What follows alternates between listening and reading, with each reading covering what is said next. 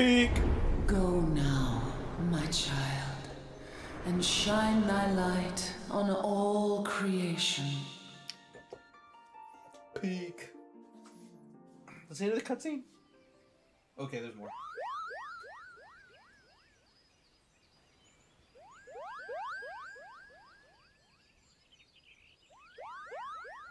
You fainted. A surfeit of ether, no doubt.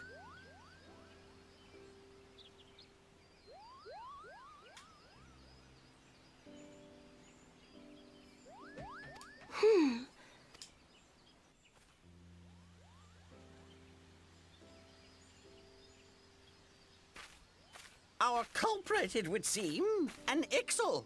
And no ordinary Ixal either. A chieftain.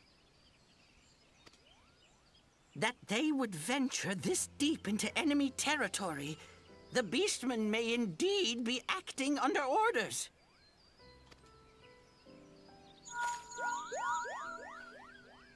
This is Papalimo.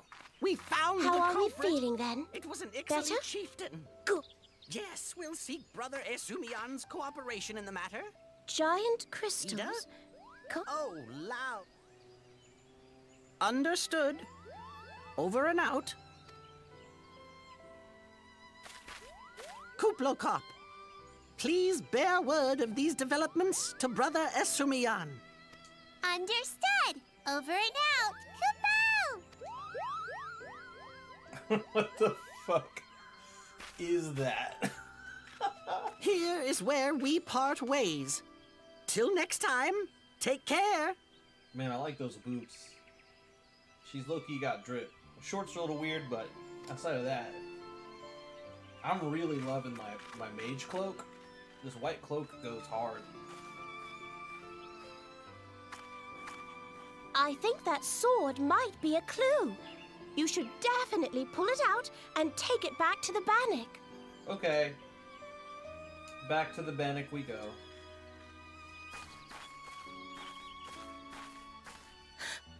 You don't suppose that adventurer could see? And this occurs? Yes. Well, time will have to, because you won't. You never tell me what's really going on. Unless you don't know what's going on either. Is she blind? You'd like...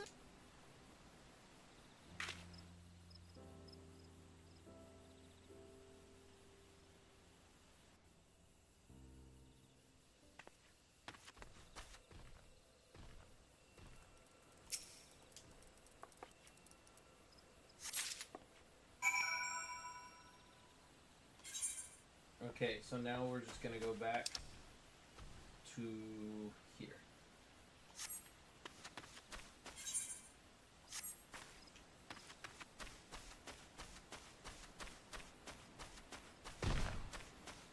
Yeah, fuck you, tree. What is Medica?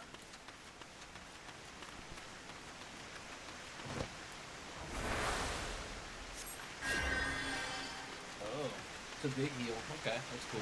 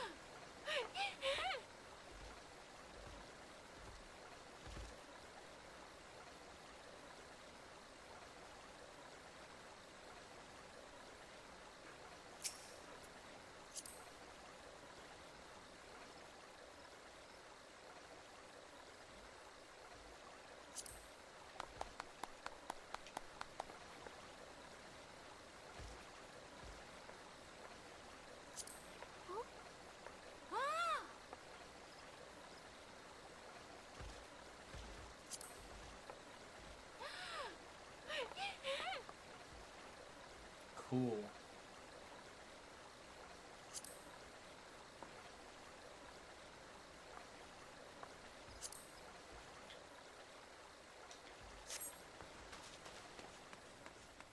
And that is an MMO right there. That's why we play MMOs.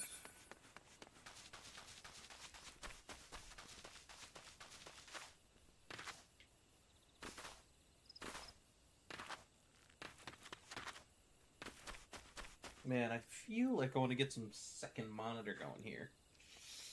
What do I have going?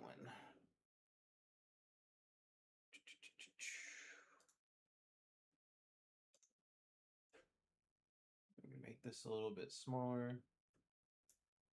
Bring this up. No? Oh, I see. Cheddar Man. What's up, Cheddar Man?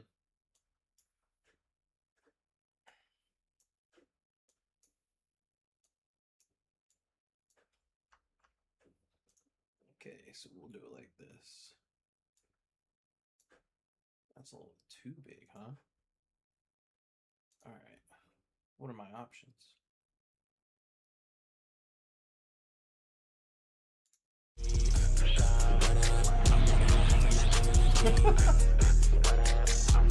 What is this?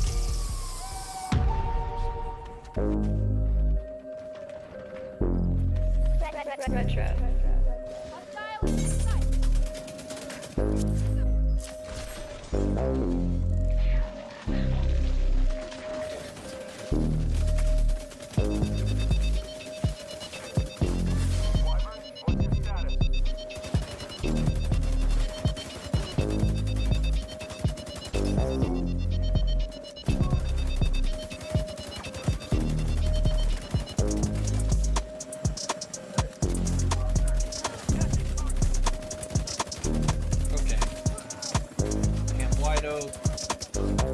Rogue agents. Build breakdown. There we go. That's what I'm looking for. All hostiles neutralized. The arena's back under our control. Fuck going on, Pack?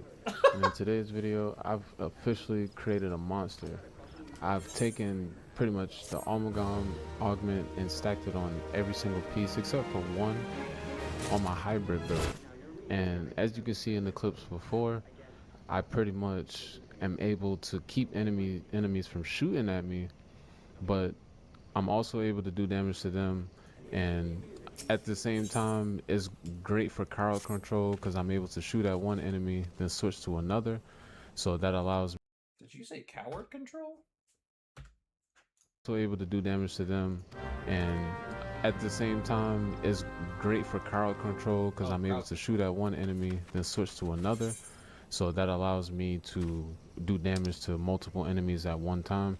Now there are other concepts that I could combine with this gear set. There are other concepts that I could put together in terms of with the status effects, but I just wanted to see how this would play out. Now if you look at the screen, you can see why the Amalgam augment is pretty much working the way that it is, because it's pretty much on 5 or 4 different pieces, and I'm using Quantum on 2 different pieces. Now the sleeper to this build for the most part is the SMG, which I haven't prototyped it yet, but I was just going through my stash and I stumbled across this gun, and I don't even know why I kept it, but I feel like I kept it for a reason, obviously, because if you guys do not know, I do run a lot of status effect builds, but I haven't really put those out, but just know that I am working on those. So this gun in particular, the talent that comes with it, Perpetuation, if you shoot an enemy in the head, right, it grants you a 75% chance of extra status effect damage for and duration when you apply the next status effect. So if you go back to some of the clips from before where I was shooting at enemies with this gun, I was shooting them in the head, then shooting whenever I shot them and applied the status effect lasted longer than it would if I was using the ACR, which again has Quantum and like Reformation, so I was kind of using that to a little bit more survivability, because again you're getting more Quantum procs, and then with Reformation you're making your heals stronger. with that. So with the build itself, again, if you look at the mask, if you look at the gloves, if you look at the knee pads, and if you look at the holster, all of these pieces have that augment. And if you do not know what that augment officially does, again, for every bullet that has a 1.6 chance to apply a random status effect. Now, I haven't even leveled it up, so you guys can kind of already see the fact that it's not even leveled up, that what it's doing already is very effective. Now, this past week, today, you know, the event is coming to an end with the double XP, or actually triple XP, 3 times XP for leveling up. So that was the perfect time to take advantage of leveling up your augments. Okay, but again, I didn't want these, and repairs a chance, and it itself with me having the 40% explosive resistance, incoming repairs, much very impressed with stand there and take incoming damage and stuff like that. Okay.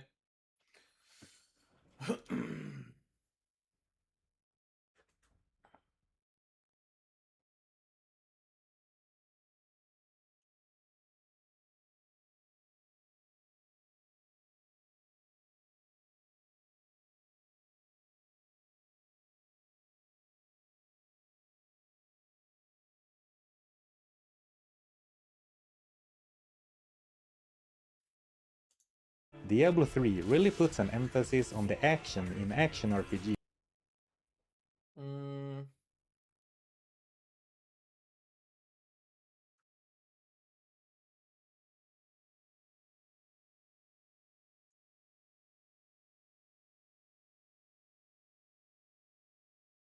What do I want to watch, bro?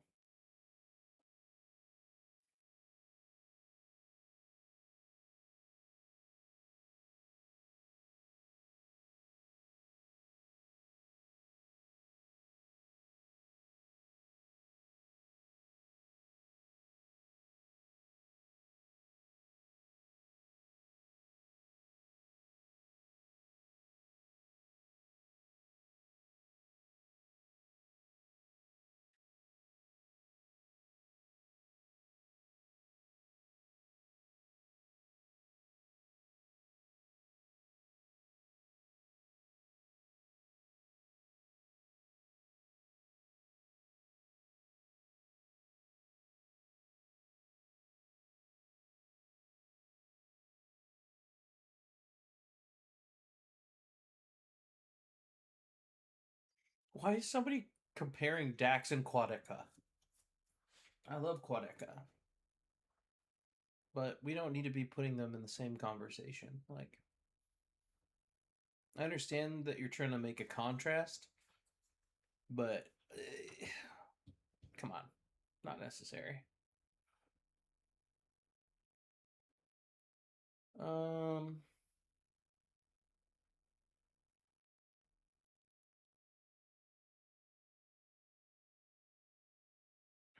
Evercold. A few months ago, I made a video showing that, wow, an FF14 for the last 5 years have been locking heads, going at it neck and neck in order to outdo each other and produce the best content. And as a result, regardless of what you played, the players would win. And I remember speaking to the FF14 team and saying, I know after the mixed reception that Dawntrail has had, you guys are going to come out guns blazing. Well, what about completely ditching gearing? What about completely remaking how everybody plays their job? What about changing how players deal with all boss encounters? What about a refocus onto the sci-fi magic that Final Fantasy XIV is known for? Holy God, make no mistake. The horns have been blown, the battle lines are drawn, and FF14 just shot cannons into what we think MMOs are all about. I want to get into the meat of this stuff, so let's get this out of the way real quick. FanFests are weird. There are 3 of them, NA goes first, followed by EU, and then finally in Japan shortly before the expansion launches. Then they gradually release more info as each FanFest happens. As such, the very first FanFest, the NA one, is usually the weakest of the three as far as like info is concerned. They conceal a lot and they spread it out over the remaining two events. Well, not this time, at least as far as we know. Evercold's trailer and world reveal was simply incredible. In comparison to Dawntrail's initial reveal showing rather familiar jungles and port settings, Evercold was far more Final Fantasy. Forge worlds, hive-like megacities, all floating high above an apparently frozen wasteland. I say apparently as they intentionally and jokingly hid the cold from the Evercold launch information. I remember not getting particularly excited about Dawntrail Zones until the Solution 9 reveal in a live letter, which was some months after. This time, it was all superb and wildly varied. The trailer itself seems to have several red herrings, and this is only a third of the final trailer. We won't see the complete version until the Tokyo FanFest in October. It's already caused endless theorizing and discussion. This is all to say, not only did they hit the mark with this announcement, they shot past it and went way, way further. All right, we're happy. Evercold looks great. That's all good. Let's talk about the dramatic changes to the game. They are shaking the foundations of Final Fantasy XIV, and in my opinion, MMOs in general. This is where we're probably going in the future, and it's looking pretty damn bright. Ever since I joined the game and been fortunate enough to spend time with CBU3, they have always taken the baby step approach to changes. They gently alter things in order to ensure that players aren't hit with major changes that could disrupt or upset them. Well, when it was announced that every single job in the game is going to be reworked and every single player is gonna have to do some relearning, I would say that's a pretty dramatic shift, far more than the eventual dropping of the PS4.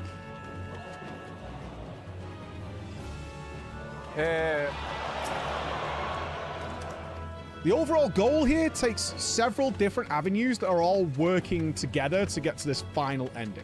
And that goal, to follow a more ARPG and MOBA style gameplay.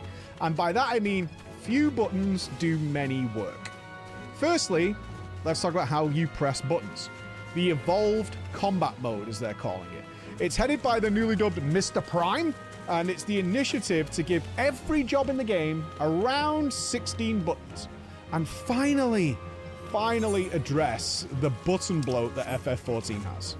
I gotta tell you guys, I was so surprised when I tested the Picto and Viper at the media tour. And I talked to Yoshi P about this off camera. These brand new jobs, these modern day jobs, they still had these weird excess button issues. I know some of you will disagree and say I don't see it, but if I see 3 separate buttons to activate the Pictomancer hammer, and in every instance, 2 out of those 3 buttons simply cannot be pressed, that should be 1 button. It's just silly, it's just wasteful. I felt the same way about several specs, essentially just having complete duplicates of their single target spells, but the duplicate version says it does AoE damage. They all work exactly the same and lead to the same finishes. Evolved, it merges nearly all of the filler spells into a single button. Now, we're not talking about a WoW 1-button rotation here. That's not what this is. Instead of the filler 1, 2, 3 that is your standard gameplay loop for basic combos, that's just now 1 button, as it always should have been. So what they're doing then is giving jobs much more focus on the impactful buttons that actually not only make your character do some ludicrously cool animation, but have good weight and good functionality tied to them that you'll want to think about while you're pressing your 1 combo filler.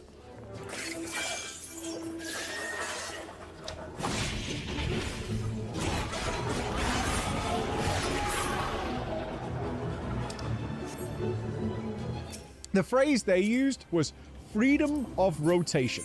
I like that phrase. I think that's pretty cool. FF14 is going to be breaking the typical MMO combat meta, especially their own disliked 2-minute meta. If you're not sure what this is, nearly every job in the game lines up with 2-minute cooldowns. And what this means is that everybody just builds up to these 2-minute cooldowns and then pesters them all together to do an obscene amount of damage. And then in between those 2 minutes, you just sort of wait and prepare for the next big 2-minute window. Not only do they design bosses to accommodate these burst windows, as players will of course use them, but they cannot then change the damage flavor profile of jobs, because if you don't fit into this 2-minute meta, then you're just worse than someone who does. In MMOs, the more cooldowns you can stack on top of each other, the more damage you do, and so of course you want to put them all into these bosses that are debuffed and your friends are buffing you and all these kinds of things. It creates homogenization, it's a sterile boss creating environment, and so it's gone. They just killed it. They just decided, no, we're not going to do that anymore. From the 4 specs that were previewed in the new evolved system, none of them had some big major cooldown. Instead, they had choice. They would produce charges and resources to use when it fits, when it made sense to what you were doing in the fight. In a world where you no longer just spend 2 minutes preparing for the next big raid burst, you can simply just use them whenever it feels right, and it's not wrong. So, pros and cons of this system. Pro number 1. This should allow them to create lots of different DPS profiles, as it no longer matters to fit them into some arbitrary time window. Some jobs might get very regular sort of short mini burst damage opportunities.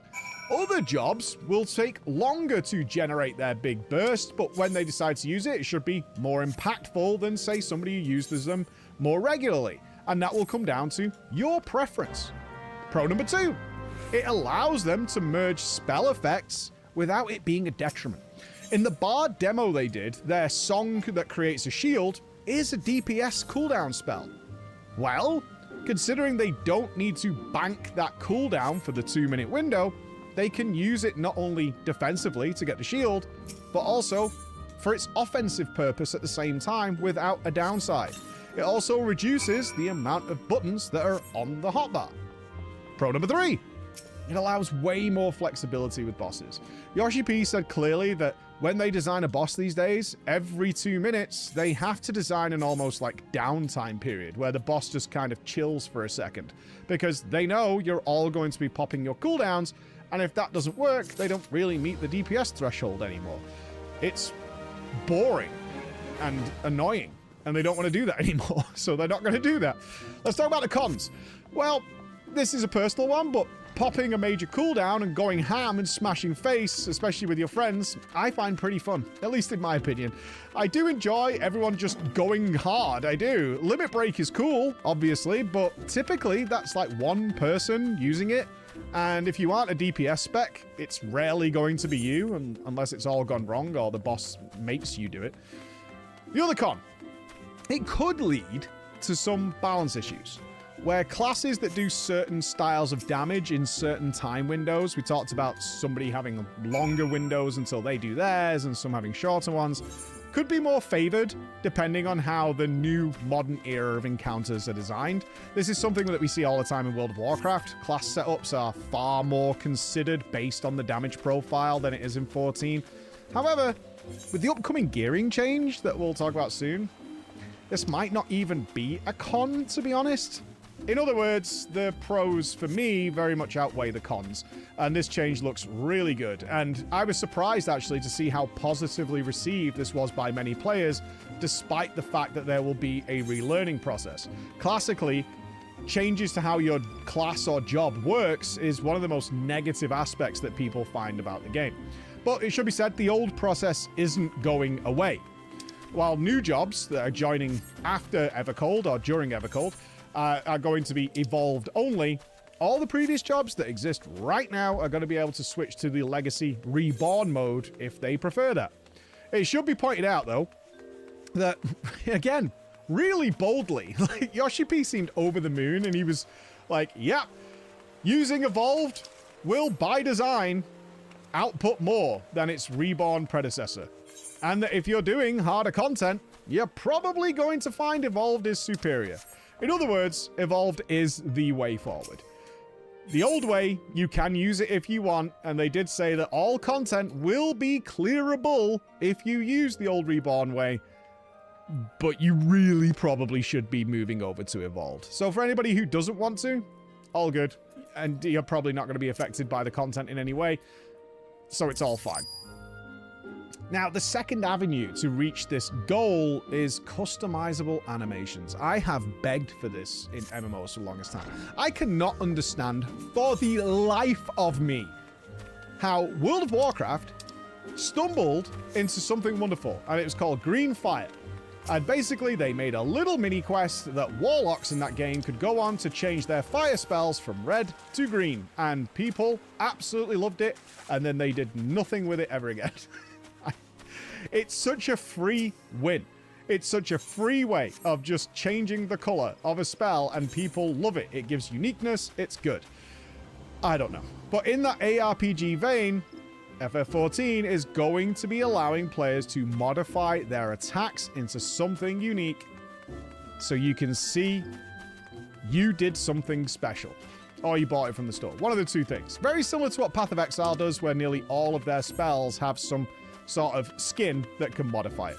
They showed off the Dragoon's Sky High ability.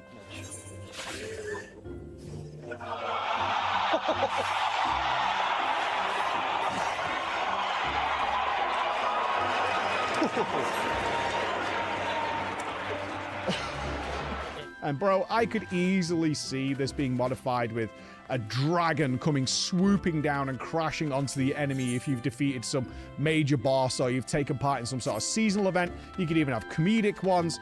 It's such a free win. Not to mention, of course, these will absolutely be appearing in the cash shop at some point. I have no doubt, but it's fun. Now, not everything they announced with this is a clear winner, though, so we should look at this.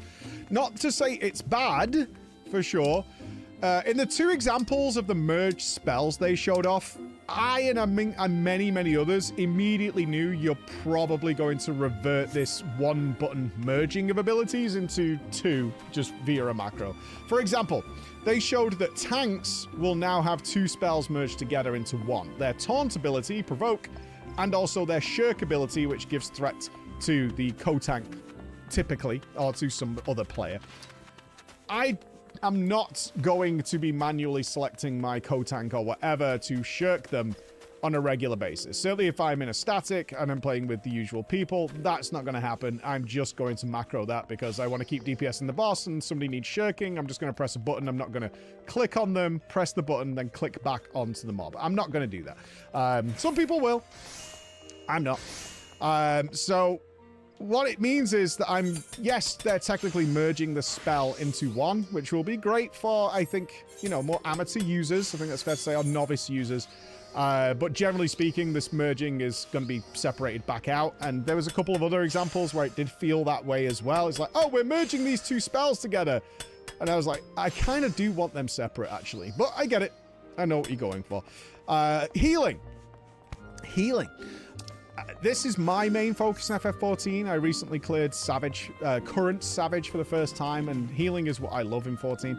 And I gotta say, these changes I really liked, especially, they showed off White Mage, but I assume it's spreading to the other ones. They're addressing that in Final Fantasy 14, having to actually heal as a healer is considered a bad thing, because it just means you're doing less damage. And it's quite well known that in the FF14, certainly in the higher end content, your healer DPS is one of the most important functions of that role. They do a lot of damage, and you want to get away with as little healing as humanly possible. Now, at least in the case of the White Mage demo they made, but again, no reason they're not applying it to all, standard DPS filler spells are just going to be instant now across the board. So there's no longer a need for your standard stand and cast Glare or whatever your DPS spell is a healer, and then having another button which is your instant cast should you have to move, which is essentially the same spell, but this one's instant and does slightly less damage because it's for movement. It'll just be one button now, which is great. And what they said, again, going back to this ARPG model, is that that one button yes, you're pressing 1, similar to the other guys now with their filler spells where their combos are in 1. It will do a bunch of different animations and stuff, allowing for more flavor, more creativity with the modded animations that we talked about earlier. So that's really, really cool. But more importantly, as I said earlier, actually healing people is considered like a bummer. You don't want to do that because you're not doing damage. And what they showed with the White Mage is if you actually do have to heal the team, that will then build up a healer nuke. So that you're not DPSing right now because you're casting heals, but don't worry, that's now banking damage that you can then drop onto the target as a payoff for actually having to heal people. This is wonderful, especially for somebody like me.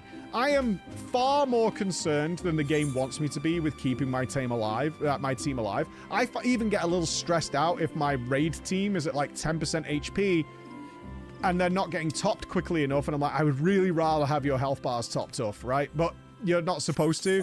Now I could turn that into DPS as well. I can heal my team up, I can carry on doing normal damage, and I have a healer nuke on top of it. This is a really wonderful addition to that toolkit. Vice versa, though, the tank change. This was the most vague. It was the only thing, and when anybody announces design changes like this, I try and find the gap in the jigsaw that this piece fits, because then it makes sense. Why are we doing this? I couldn't nail this down, honestly. I thought of a number of different things, but none of them quite fit. The tank jobs are being separated into main tank and off-tank roles. So certain jobs, like Paladin and the new, whatever they're calling it, the double shield bro that's coming during Evercold, are going to be main tanks. Other tanks are going to be moved to the off-tank role. Now, main tanks are getting what they're saying better tools for big single target attacks against them. And then they're being given the ability to do counterattacks like parries for the big damage. So if you put up mitigation for this big attack that the boss is doing, you will get a counterattack. If you time it properly, so you look at it like you would a parry window, you'll get an even better attack to counterattack them with.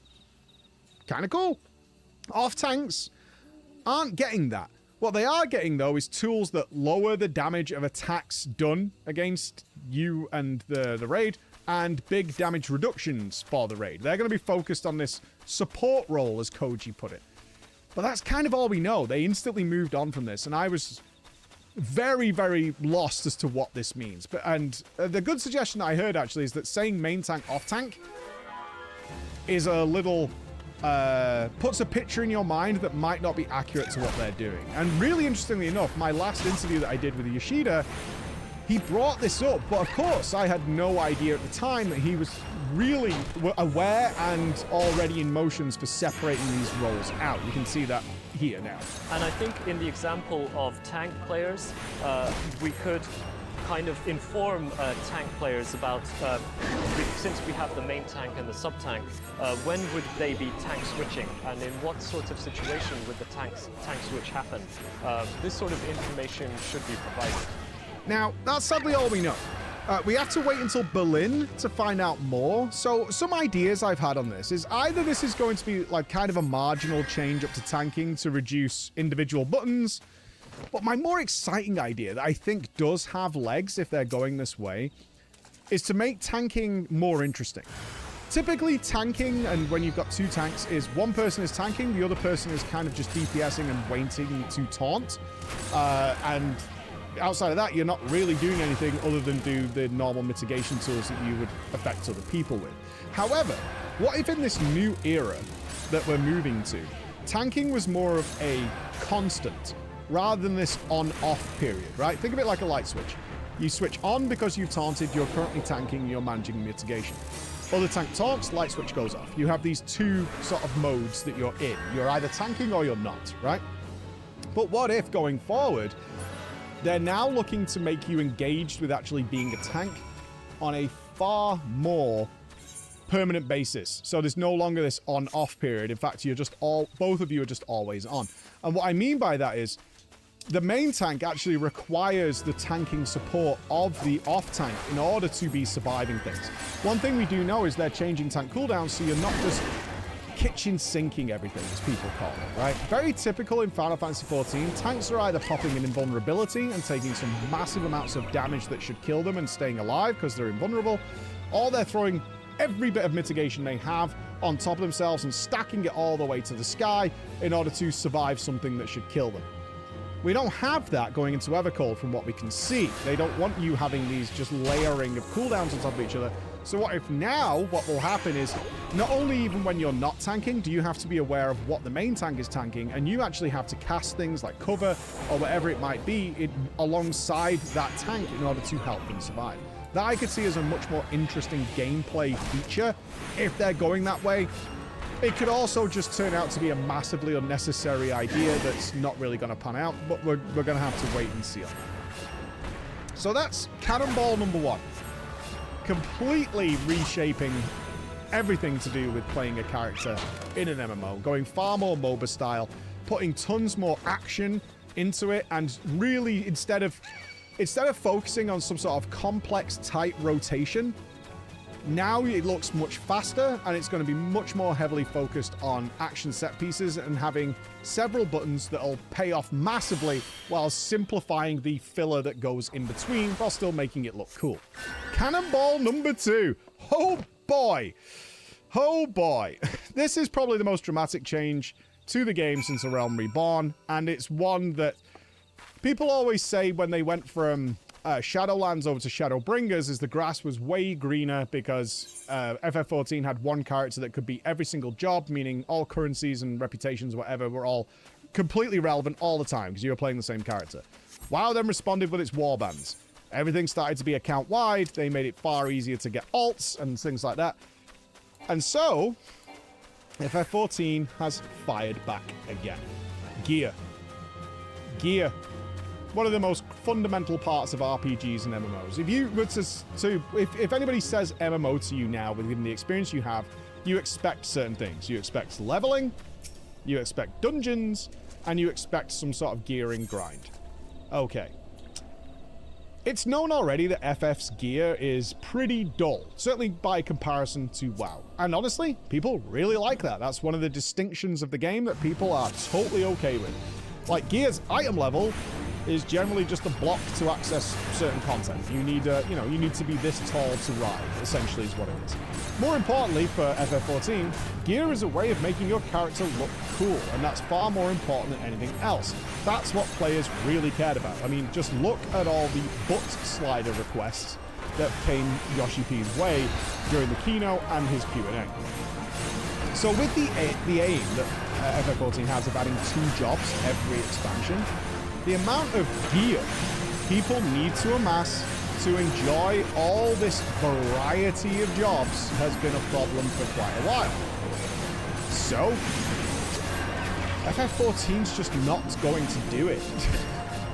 But now players will be able to reflect their highest item level to others. Jesus Christ! Jesus Christ!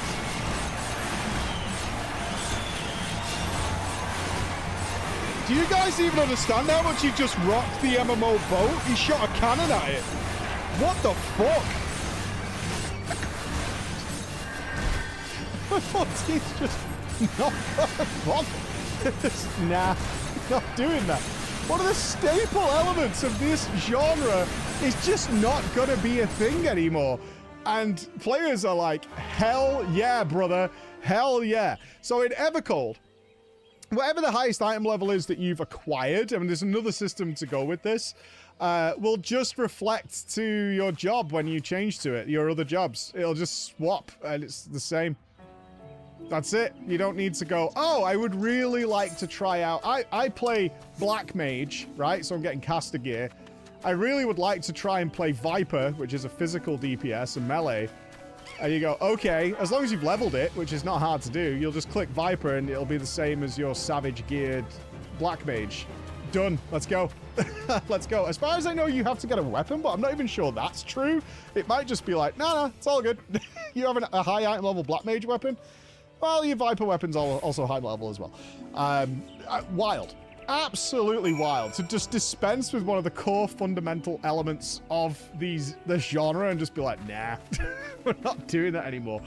Oh my god. Okay. The only thing that we know of that Yoshi P mentioned is like, if you were, say, a healer and you needed a tank for your dungeon run, then you could just swap to the tank and you'll have a high item level tank. You'll be good to go, based on whatever your highest item level is, right? However, Materia won't swap, which is a whatever burger, honestly. And if you're going to stick around with that new job for a while, all right, you're going to have to swap your Materia, or maybe you do want to get a separate item that you gear up with that. But for any other reason, it's really whatever. You'll just be able to swap. Insane. Insane. And they're going, like I said, they're going to, this is like one of the biggest shakeups to MMOs ever. This is crazy. Like, I don't think people really recognize how nuts this is in the MMO world. And perhaps that's because FF14 players already don't really care about the gearing process. So I'm all on board for this, by the way. They're going to supplement this then with their new weekly system. And while there is certainly something comforting about a product that remains unchanging with time, on the other hand, with a lack of change can come something else. Tombstones. So many. So many. Keep going.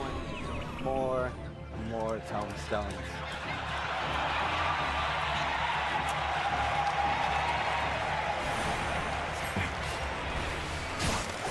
So no longer will the game be tied to acquisition of stupid currencies like tombstones to farm, which are getting a naming convention that is so astronomically dumb at this point. The tombstones of mathematics and blah, blah, blah, blah, blah to separate them out. Just tombstones, hundreds and hundreds of tombstones per week.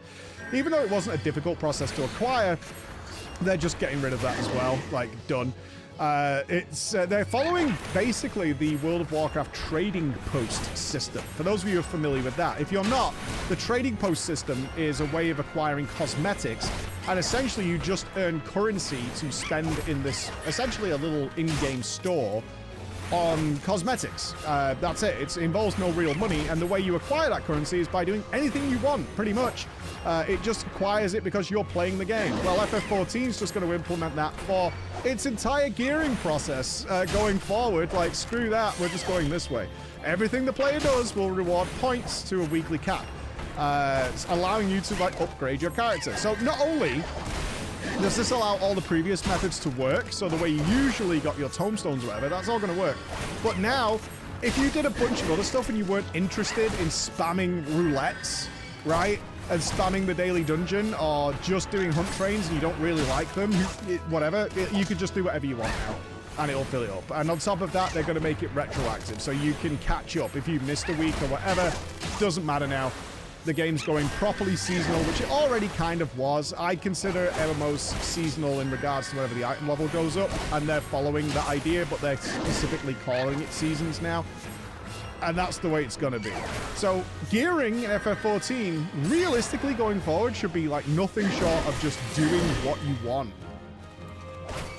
And then you can play any job you want, regardless, through this gearing process. This is magical. Magical.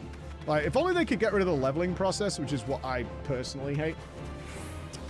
Coming out of this, man, this is nuts for me. I cannot. I really don't think people are grasping the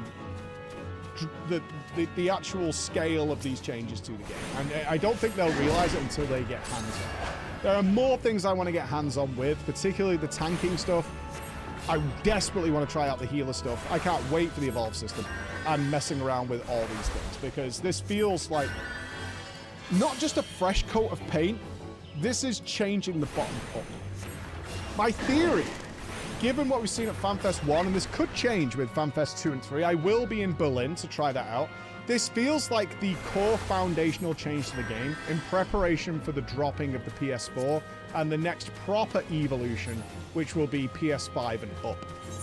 There was a weird moment where typically when Yoshida is delivering something he thinks will be received as bad news, he gets very serious, quite solemn. He wants to make sure this message is getting across is that he understands the severity of what he's saying.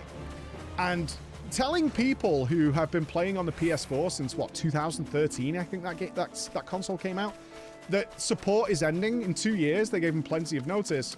You would think he would treat you that way. He's basically saying, yo, X% of you are playing on PS4 and we're going to discontinue that.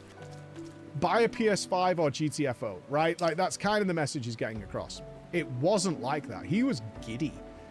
He was giddy, as was Koji. Like, he was... I honestly expected him to get streamers out and, like, a t-shirt cannon and be like, buy PS4. He was so happy. And you just knew that this has been a weight tied around their ankle for a really long time and preventing them do a ton of stuff because it had to work on the PS4. And these changes are getting ready for the next evolution. Evolution was the word thrown around a lot, and I think that is probably the correct word. It's needed it for a while. In the Q&A, he expressed like how they've managed to get around glamour plates. You would think it'd be super easy, certainly compared to what World of Warcraft does, in which he revealed like the way glamour plates work is you are carrying all that gear with you. When you make a new glamour plate, it's not like just a little bit of code that ticks off a various amount of items, like a tiny, you know, barely a kilobyte of text file that the game could just reference and apply that to your character. No, it's invisible inventory that your character is lugging around with you, that they just keep concealed from you. And it's so hard. They're working with such spaghetti code. Not that the PS4 to PS5 change will do that, but the added hardware, the added power, all those things were very clearly been a problem. And God knows how much stuff has been held back because of it. They're wiping the slate clean. They're going in fresh. And I really do think that although Evercold looks phenomenal so far, and maybe that opinion will change, this is the precursor to whatever the next expansion is, when there will be PS5 and PC up. Something pretty huge coming as well. But I think getting there is going to be awesome. This was an incredible fan fest. And in a week where World of Warcraft is still going with that doom train of releasing content just every 8 weeks, basically a brand new game comes out for World of Warcraft of a questionable quality. In a week where Blizzard had to publicly apologize for the poor quality of their content release. Certainly, if you haven't seen this, really bad. Bug-filled, had to disable major features of the game. Just really bad. Is that FF14 came out and said, we're just changing the game massively. We're doing away with like the gearing idea in MMOs. We don't care. Our game doesn't work that way. So we're doing it this way. We're changing how combat works in our game. We're going this way. We're doing this. We're going to have contextual buttons, and we're going to just simplify the whole thing and make it work. And what we're noticing even more than we originally did is just this branch away of how separate these games are. The gulf between them is widening, and we're all winners, man. Me, you, anybody. If you're a WoW fan and would never touch FF14, you're still winning, because Blizzard's going to go just as they did 5 years ago, and now you've got warbands and all these different versions of games. That was in response to what they did, and FF14 went, all right, this is what we're going to do. And it's awesome. It's awesome. Love to see your thoughts on this. I will be in Berlin. I'm going to try and get the sit down with Yoshida. Probably not. He doesn't really do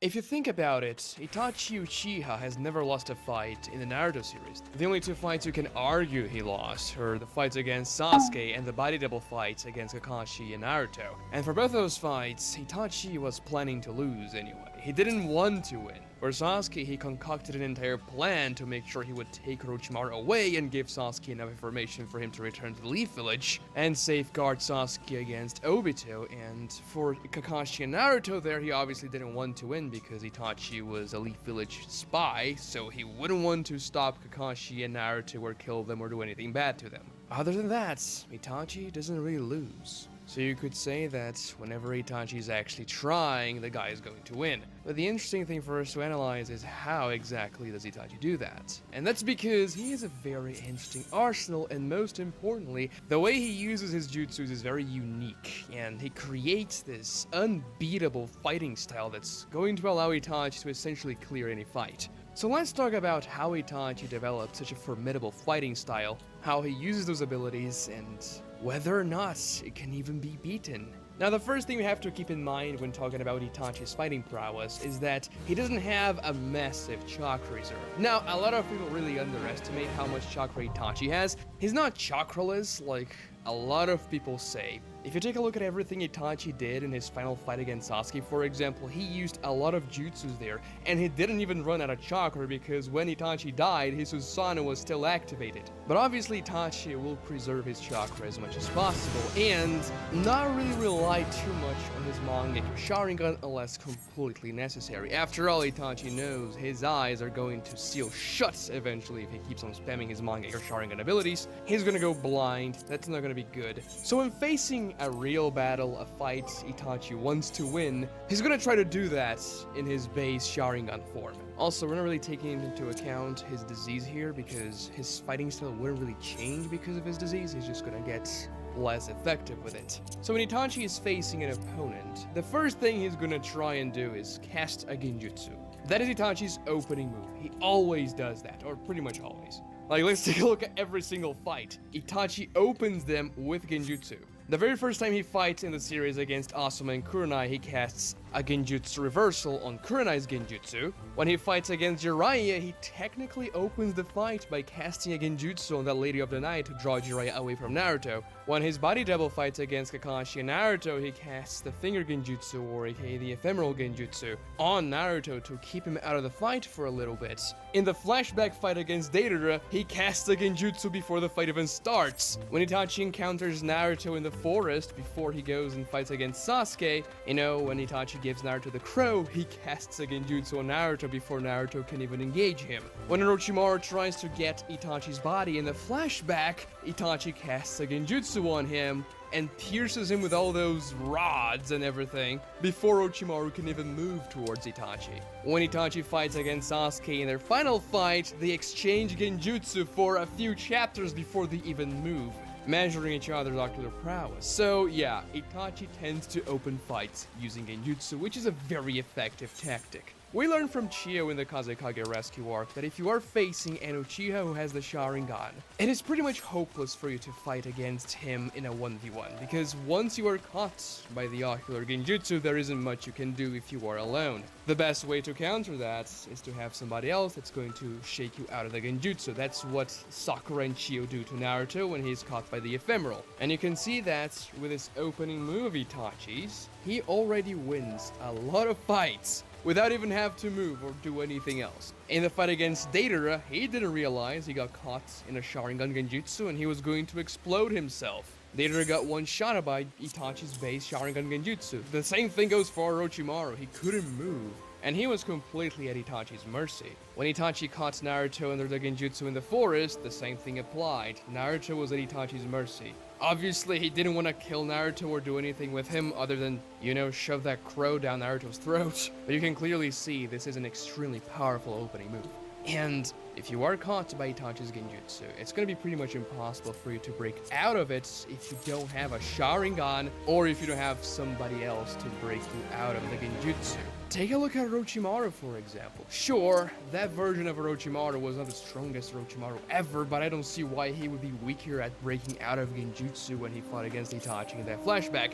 Another thing we have to keep in mind is that the Itachi Orochimaru was trying to take the body off in that flashback was 13 years old, fresh into the Akatsuki. Obviously, Itachi will develop more and his Genjutsu prowess will increase. And another broken thing about Itachi's Genjutsu is that you don't even know what's going on. If you look at Itachi's eyes, you are under the Genjutsu and you are also completely unaware of it. That's what happened to Deidara. He didn't realize when he looked into the Sharingan that he was going to explode himself a few minutes later, or should I say seconds, because that fight lasts for a few seconds. And that's an important thing to keep in mind. If you don't have intel on Itachi, and if you don't know how the Sharingan works, and if you don't know how to counter it, not looking into Itachi's eyes, you are gonna get caught. There isn't much you can do about it. And good luck trying to break out of it if Orochimaru can't. I mean, Deidara says he trained his eye to break away from Genjutsu, but we clearly see Sasuke's ocular Genjutsu working on Deidara. So it's not that easy for you to break away from Sharingan Genjutsu. Naruto tries and uses that technique that Jiraiya taught him specifically for Naruto to break free from Sasuke's Sharingan Genjutsu and fails. There's really one time when Itachi's Sharingan Genjutsu is countered, which is in the War Arc, when he puts B under a Genjutsu and then the Eight-Tails breaks B out of it. But, you know, that's another person breaking you out of the Genjutsu. And sure, B is an individual, but the Eight-Tails lives inside of him, and that's the advantage of being a Jinchuriki that's friendly with its tail beast. You are essentially immune to regular Genjutsu. So only Itachi's Tsukiyomi would work on B, but we're gonna get into that later. And even if you know how to counter the Sharingan, I cannot stare into Itachi's eyes. He can still fool you and use the ephemeral Genjutsu or the finger Genjutsu, because Naruto didn't look into Itachi's eyes. And even still, if you're very careful, if you're not caught by the finger Genjutsu, Itachi can still pull your head and make you look into his eye. That's what he does to that Kakashi Shadow Clone. He pulls his head in, he casts a Genjutsu, he realizes it's not working because it's a Shadow Clone, but Itachi has alternatives. And essentially,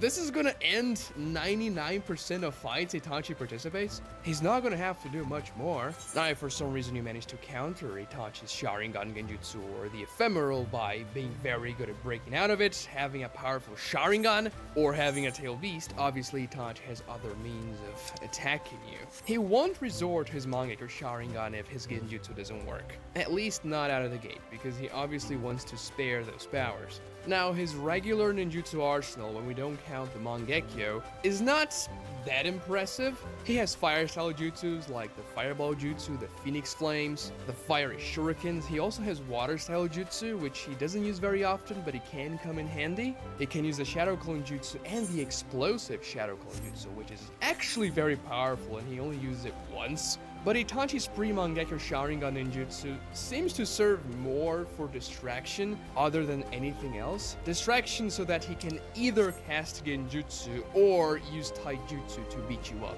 Because that's the thing, Itachi is extremely fast. And obviously with his Sharingan he gets additional reaction time and perception. Itachi can out Taijutsu the vast majority of extremely powerful ninjas in the Naruto universe. He was very much relative to KCM1 Naruto in hand-to-hand combat. KCM1 Naruto, who was able to dodge the version 2 Lightning Cloak fully powered 4th Raikage. And sure, there was Edo Itachi, but the Edos tend to be a little bit slower and less powerful than the living version, so if we're taking into account that Itachi could do things while healthy in his life, which he could probably before he got sick, we don't know exactly when he got sick, then he was going to be essentially faster than anyone he encounters, because the Raikage is like the fastest ninja alive by the beginning of Naruto Shippuden. Other than extremely powerful Taijutsu, he's very good with Shuriken Jutsu, essentially throwing blades, and that doesn't sound impressive.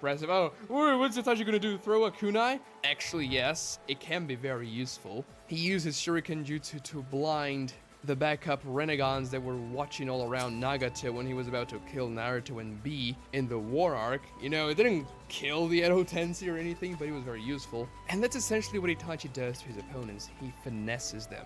The fight he had against Asuma, Kurena, and Kakashi in Naruto Part 1 was just exactly that. Think about this for a second. Those three, they are nothing to scoff at. They are 3 Jonins from the Leaf Village, and I recently made a video talking about how rare Jonins are and how powerful they are compared to the rest of the ninja world, and Itachi was absolutely outsmarting all of them at the same time and finessing them, combining his water style with his explosive Shadow Clone with Genjutsu, extremely fast hand signs, to essentially school all of them at the same time without having to use a very powerful jutsu. Like, before using Tsukiyomi, obviously, what did Itachi do individually there that was extremely impressive?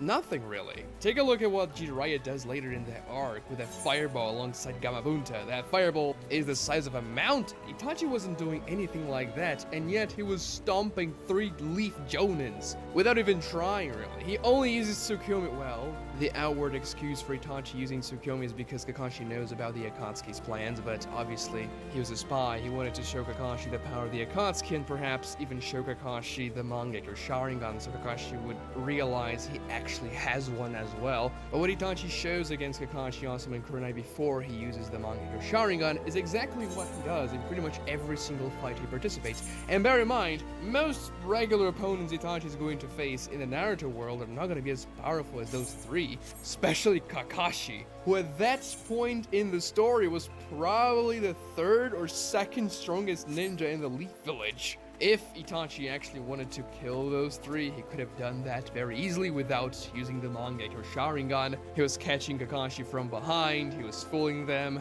using clones, his genjutsu, everything. And that's the interesting thing about it. He doesn't have this massive power before he uses the Mangekyo Sharingan, but the way he combines his genjutsu with his ninjutsu, which he mostly uses as misdirection, and his extremely powerful and underrated taijutsu, is gonna let him win most fights without having to touch the Mangekyo Sharingan. But of course, if push comes to shove, if he's facing somebody that's more powerful than the strongest Jonin of the Leaf Village, he's not even close to being done when it comes to his arsenal. First, when it comes to Itachi's genjutsu, if it doesn't work, he can activate his Sharingan and cast Tsukiyomi. And when it comes to Tsukiyomi, the only way for you to break out of it, once you are caught by it, is to force a breakage of the genjutsu by overpowering it with your own ocular prowess, which Sasuke does in the fight against Itachi. Some people even say that Sasuke breaking out of Tsukiyomi there wasn't a real feat because Itachi wasn't going all out, but the data book indicates otherwise, and it's likely Itachi wasn't going to do a 72-hour torture Tsukiyomi. He just wanted to show Sasuke what he was going to do to awaken the EMS so that Sasuke could do it later after Itachi dies. But Sasuke broke out of it before Itachi could finish the illusion. Still, if you don't have a Sharingan and a lot of prowess with it, if you look into Itachi's eyes and he casts Tsukiyomi, you are done. Kakashi had a Sharingan in Naruto Part 1 and he couldn't do anything. He got tortured for 72 hours in the blink of an eye in the real world. Even if you are a perfect Jinchuriki like Killer Bee, for example.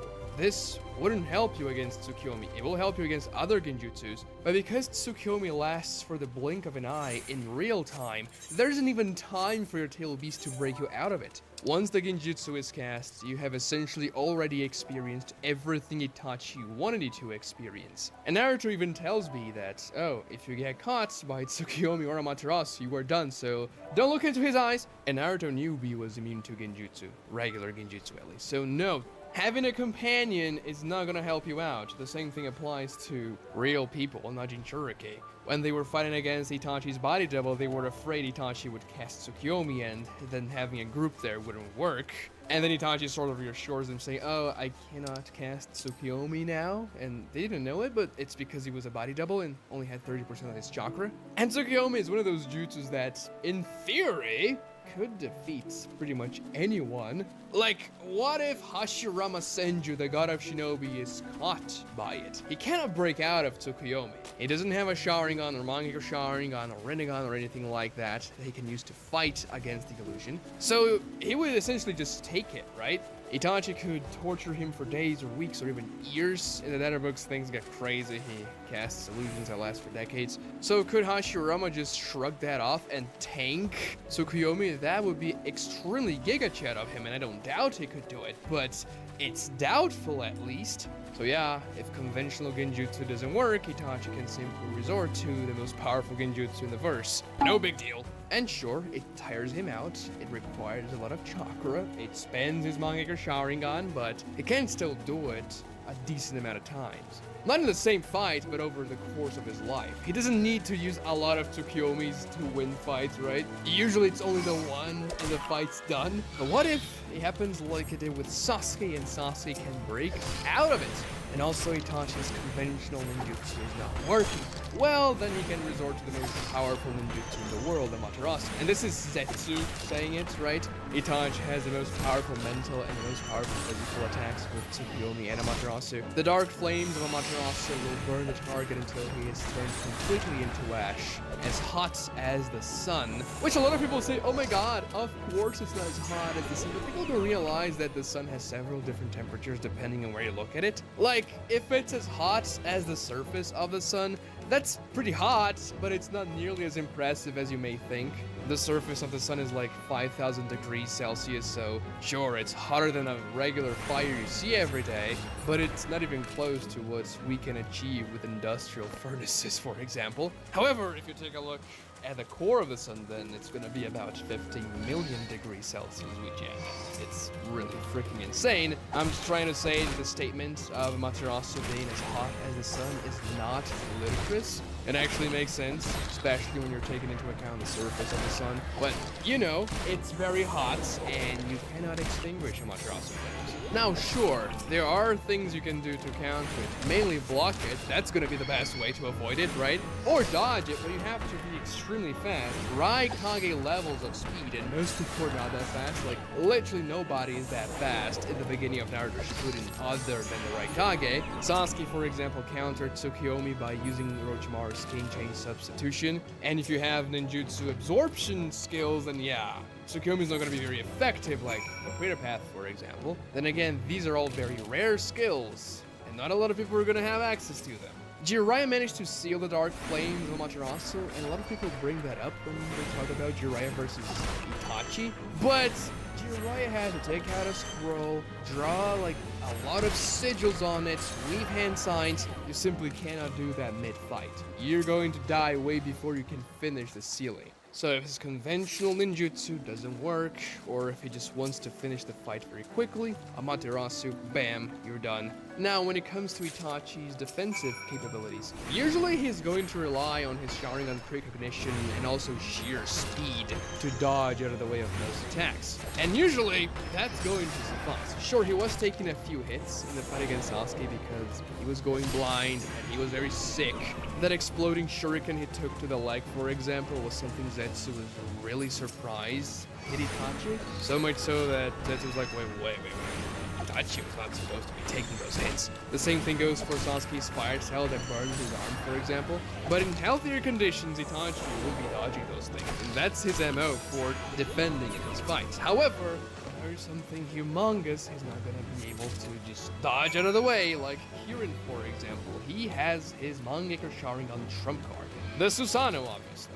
Now, when Itachi's alive, it's very likely he hardly ever used the Susanoo to begin with. Sure, he managed to evolve the Susanoo until its final stage, before the perfect Susanoo, that is, but it feels like he would only use the Susanoo as a complete last resort. As a Nato, obviously he was using it more often because he didn't have to worry about his body dying essentially from the overexpenditure of chakra and his eyes getting sealed. But the good thing about the Susanoo is that it has instantaneous activation. It's blocked Kirin, Sasuke's fastest attack, an attack that was said to be impossible to dodge. So in a pinch, Susanoo, if the attack they're throwing against Itachi is something of extreme potency, he can use the Yara Mirror, which is a legendary weapon his Susanoo has, in order to block it. The Yara Mirror is said to be able to block literally anything in existence. And if you want to fight inside of your Susanoo, if your opponent warrants that because of their strength, then Itachi can use the Totsuka Blade, the other legendary weapon of his Susanoo. A blade that can seal anything it touches. Very handy. We see how well Itachi's Susanoo did against Orochimaru's 8-headed serpent. It was very quick and humiliating.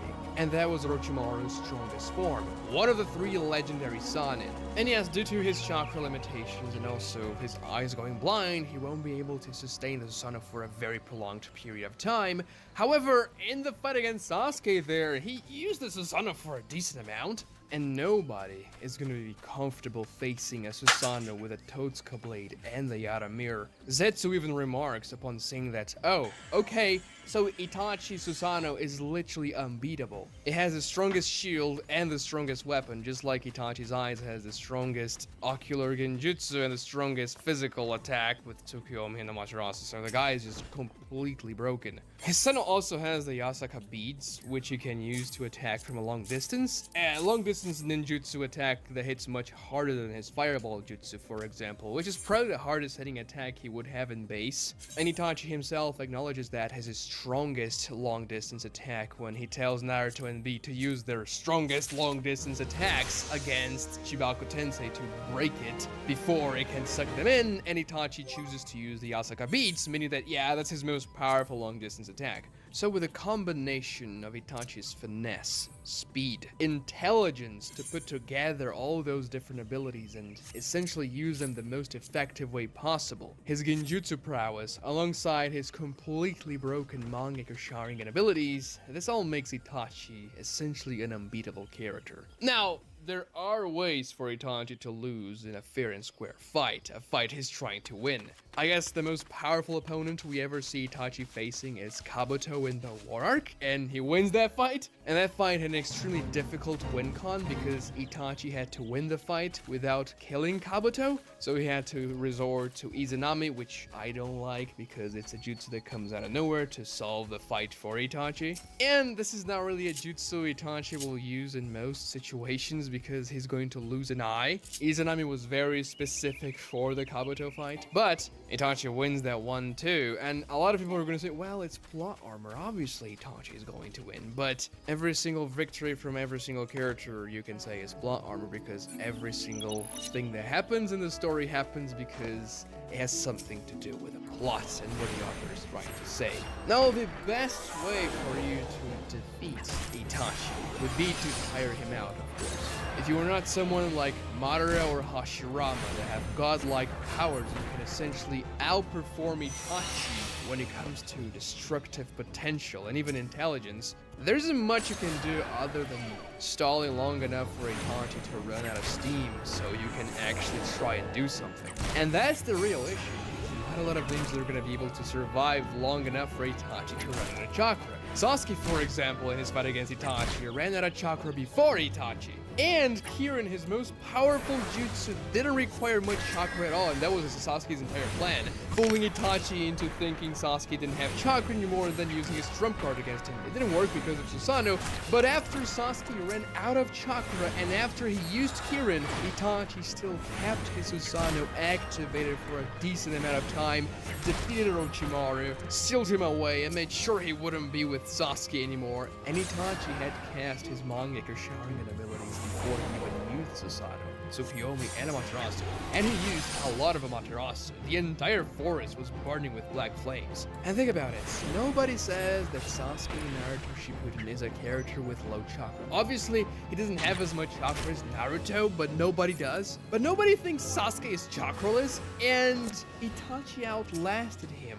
while sick, and he had to also fight against Orochimaru after fighting Sasuke. And it's not as if Itachi wouldn't understand what the opponent's trying to do if he's trying to tire him out. Itachi would know what's up, and he would take measures to save as much chakra as possible. So, in order to beat Itachi, you would essentially either have to be so much more powerful, you would simply overwhelm Itachi with raw power, like Madara or Hashirama, if Hashirama is not caught by this hypothetical Tsukiyomi here, or you would have to out-hack Itachi. People I could see giving Itachi a lot of trouble, for example, would be Obito with Kamui and Minato with a flying Raiden, two massive hacks, and still it's not a guarantee they're going to win every time, or you have to outlast Itachi and make him run out of chakra, which, as I said, not the easiest thing to do. So all in all, there haven't existed a lot of ninja capable of beating Itachi in a 1v1 fight when Itachi is fighting seriously and healthy. The guy's just powerful. If you want to watch how Minato developed the most deadly fighting style in the Naruto series, click on the video on your screen. Don't forget to like this video, subscribe if you haven't, and ring notifications. Please do those things, they're very important to help the channel out. And thank you so much for watching.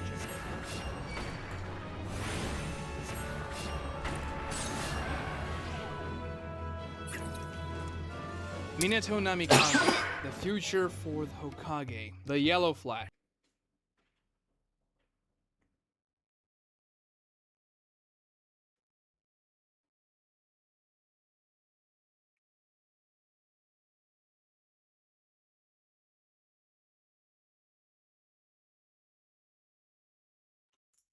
Are we serious? Yes. Now that the majority of the Space Marine 2 player base came into contact with the new Patch 14 Ultra Grind ordeals, we are seeing some interesting responses to this.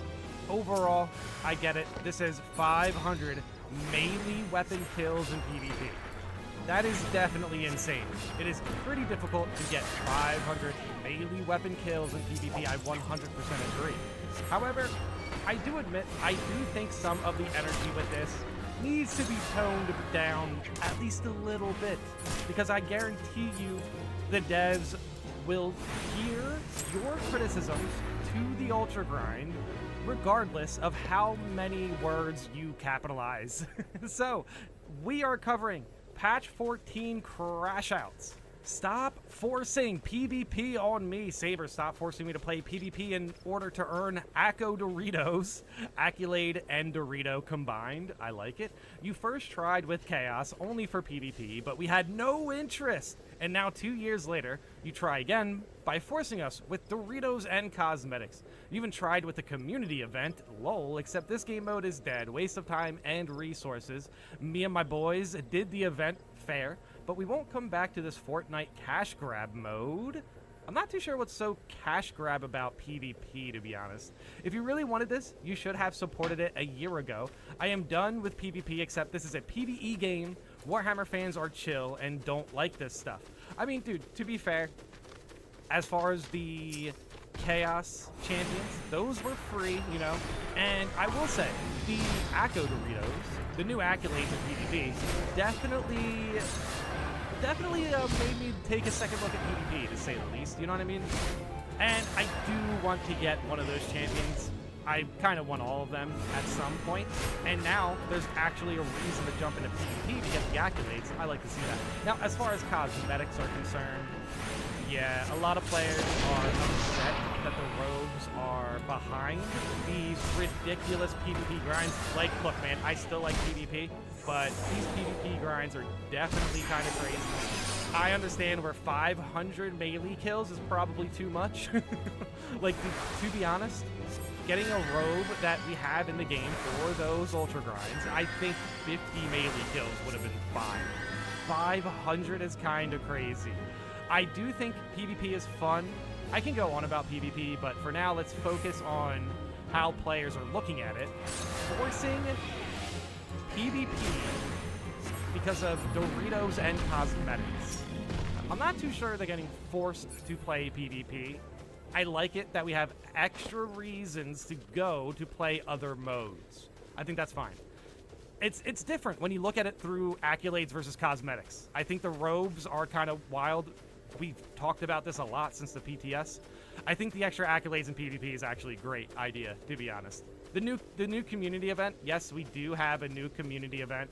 You need to go through PvP matches 3 times and you get 200 accolades. You get it instantly. I literally just got it. I only need 300 accolades for my last heroic from this patch. So, to be honest, I do like the fact that we have extra accolades in PvP. Cosmetics, I'll give you that one. I still don't think they're forcing PvP on you, though. You aren't forced to do anything, just do the weekly stratagems to get your accolades. You're also disregarding the entire portion of the player base that does PvP because it's the only way to play Chaos Space Marines. Yeah, I do think the Chaos Space Marines are fun to play as, for sure. Their callouts are great. And I do say, like, look, I think the way he's trying to say this is PvP is required for the robes. It's less about being forced and more about the robes being required.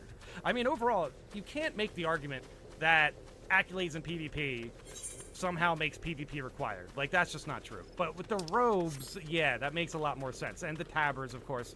So, overall, I would like to see the devs, you know, the same thing with the cape, man.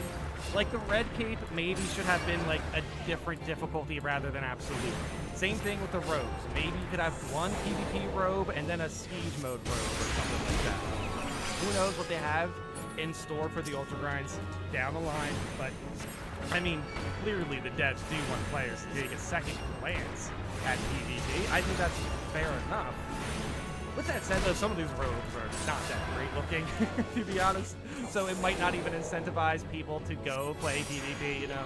But yeah, as far as forcing you to do anything, I don't think that's the case, obviously. And yes, is required PvP kind of like a bad thing for these robes? Sure, but it's not a PvP specific thing. It's more about a specific content like Absolute being required to get presumably simple cosmetics. I know a lot of players do not like PvP, so of course they're not going to want to get the robe, but I genuinely think that Absolute is probably harder for the majority of the player base than PvP. PvP is very simple. It is very simple. Even the guy above here, even the original poster, he's crashing out, but he still did the community event, you know? He clearly hates PvP, but he was still able to jump into PvP, get 3 games out of the way, and get 200 accolades. I mean, at that point, you know, I do think maybe it's a bit more achievable to get a lot of PvP games under your belt, but yeah, still though, obviously the devs, I will say, overestimated. Overestimated how excited players were to grind for robes, definitely. Worst update. For the sake of fairness, I tried Eternal War for the first time since launch month when I decided it was terrible, and I never wanted to touch it again. It's worse than I knew it would be. First of all, they made a terrible mode even worse by making us fight each other over kills instead of fighting the enemy team. I mean, well, first of all, you do both, right? You do both. But yeah, what they're mentioning here is competing for kills to unlock the Chaos Champion. I think that's fair enough, but it's really not that difficult to take somebody out in PvP. Yeah, it is difficult to be the deciding kill, but if you're, simply put, in a good spot in PvP, you'll have a lot of chances of that.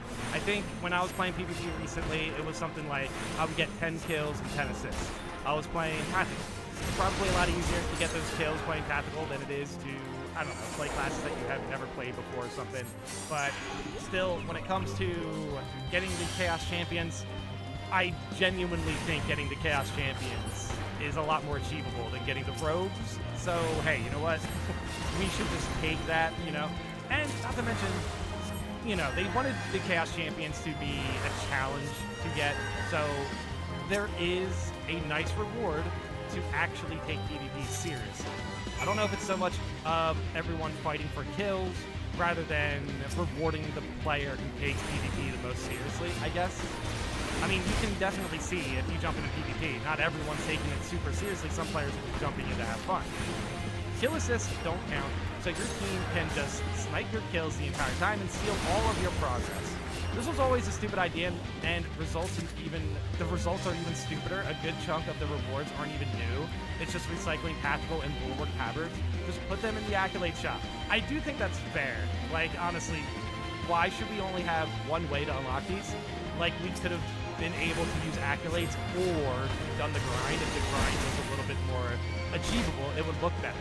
Because then it's like, oh, would I rather do 10 PvP matches for a new robe or spend 500 accolades for a new robe? Well, let's just jump into PvP 10 times and boom, we have the new robe, you know?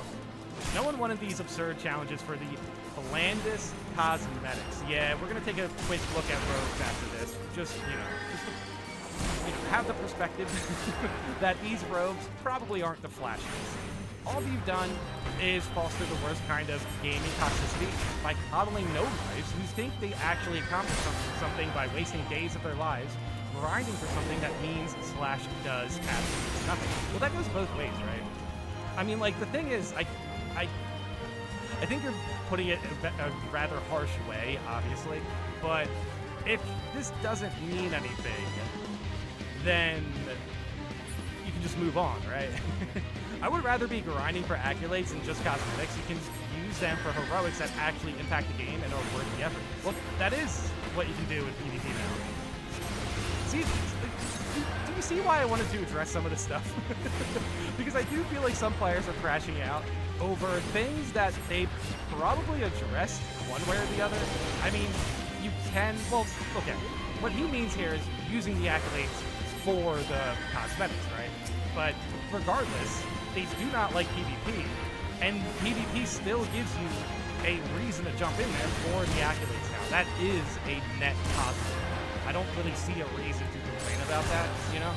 But, yeah, obviously, when it comes to patch 14 crash outs, some of this stuff I'm kind of, I won't say I'm the most sympathetic for. Some of this stuff feels I don't know. I mean, everyone's using the word forced PvP and everything like that. I don't know. Some of this, I will say, negative energy feels a bit forced. I do think some players can just calm down a little bit, and I imagine the devs will address most of these problems. I really hope. But here's one thing that I think players are absolutely right to criticize. The fact that this can't be colored breaks my heart. I just want to be a cool space nerd. All right, I agree with this. That's crazy. First of all, these rogues, again, they do not warrant the effort they are asking us. Like, I don't mind it if you need to jump into PvP for cosmetics, but jumping into PvP for an insane amount of time is a way different story. Not to mention, if the rewards look like this, yeah, that's not the best. I do think they need to either put in new robes and make them look a little bit cooler, maybe a little bit more flashy, I don't know, some details or something, maybe some trim. Hey, maybe have chapter-specific robes, but even without all of that considered, at the very least, we should be able to customize them. This is fair criticism, 100%, and you don't need to yell about it because, well, he's right. He doesn't even need to emphasize anything because it's very simple. It's very simple. We should be able to customize the robes that we are putting in insane amounts of time for. Yeah, that's practically unacceptable. But hey, you know what? Again, free update. We appreciate it, of course. But still, I do think this was a rather simple thing to allow players who actually want these robes, because this player clearly actually wants this robe, you know? So, yeah, give them a little bit more, you know, than, I don't know, this kind of does look like a long map. You know?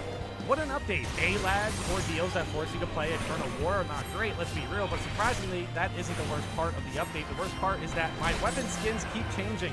I choose the standard issue skin, so why won't it stay on the standard issue skin? Get that wrapped stuff out of here. Holy cow. I like the wrapped weapons. Hyper-specific criticism, I know, but man, that's ruined the game for me. I despise anything with purity seals on it, which is basically any weapon skin that isn't standard issue. You know what, though? Shout out to this player, man. I like that. I kind of like that he has his, like, specific, you know, his specific taste for his weapons. But, yeah, obviously this is more of a funny crush.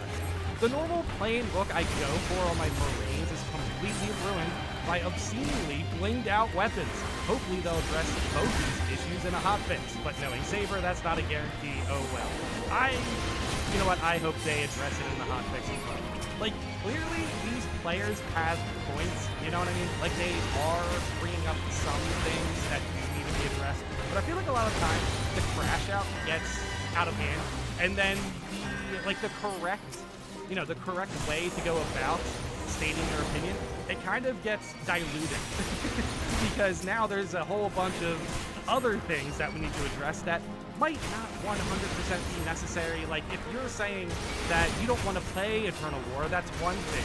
But if you're saying they're forcing you to play Eternal War, now we have to define force. Like, what do you mean they're forcing you to play Eternal War? Are you saying it's required to get robes? Yes. It is not required to get accolades. There's not a bad reason to put accolades in PvP, you know? Now, this is probably more of a bug, right? So, yeah, this guy is correct. The weapon skins shouldn't just change for no reason, of course. And, yeah, Saber, y'all gotta get on that. I have heard that there are plenty of bugs in this patch that are popping up here and there. Any other problems like that, you know, it takes time to hear everybody's experiences with it and compare and contrast what is actually happening and everything like that. So, you know, we're gonna have to be patient, as always, but I do think this patch is fun. I do think this patch changed the game, and I do think we're gonna need some time to get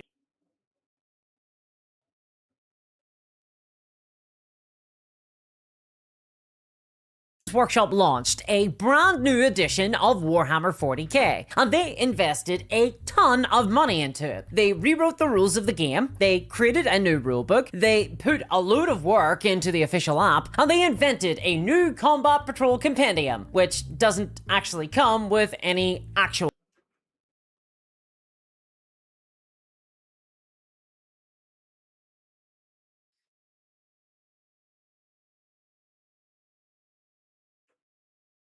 made 3 Deadliest Warrior videos, with this being my 4th, and it's pretty safe to say that we've run this show into the ground. There's not really much more you can say about it. It's a Spike TV show. That's why I've decided to make this my last Deadliest Warrior video. I was going to make the 3rd one my last, but there's some things about this show I feel like I haven't covered that well that we will in this episode. Number 1, we've only done the modern episodes, so guns, explosions, stuff like that. And number 2, something that I do touch on every episode, but we haven't seen to the extent that we will today, is the bickering between the weapons experts. No matter what, you're gonna see that on one of these episodes, but this episode I think has the most out of any I've seen yet. Now I know that 99%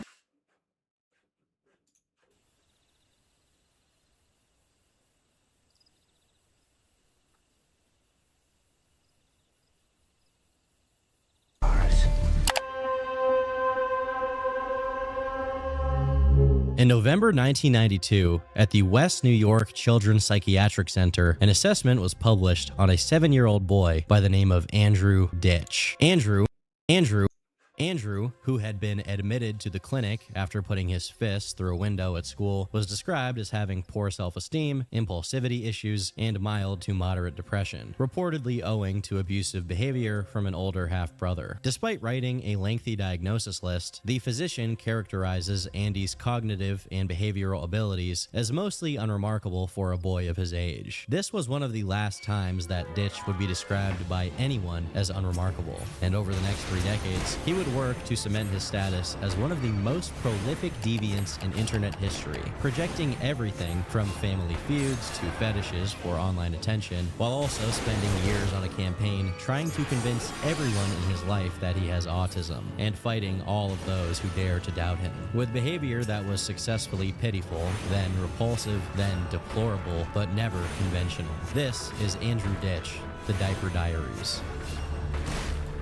But before I go any further, today's video is brought to you by TurkeyTom.shop. We have this new Epic Gym t-shirt. All right, they're already almost gone, so if you want to pick it up, now's your last chance. It's a very epic gym shirt that I know all of you guys are going to be fiending for because, let's be honest, the average physique of a Turkey Tom viewer is just, I mean, you guys are strong, okay? You're spending all day watching YouTube. You're strong, and I'm strong. I'm not fat. And we also have these Stop Gooning hats in stock. All right, I've seen a lot of you guys out there gooning. I've seen the things you're doing. And frankly, because you watch my videos, I won't call you out. But given what you're doing, I have to disapprove strongly. On a serious note though, I really appreciate everybody who has bought the merch in this drop and in the past, because I put a lot of time, energy, and money into the merch, and being able to sell the merch makes it so that we don't have to take other sponsorships, which is very nice. So if you are inclined to pick up the shirt and the hat at TurkeyTom.shop, and if you're not inclined to purchase either of them, then f you. Now back to the video.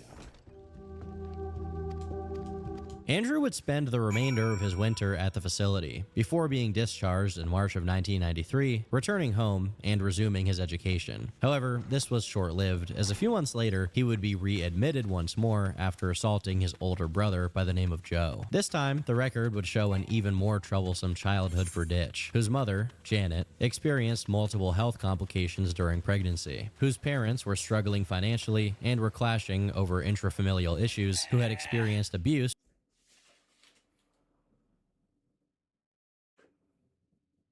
OSA channel.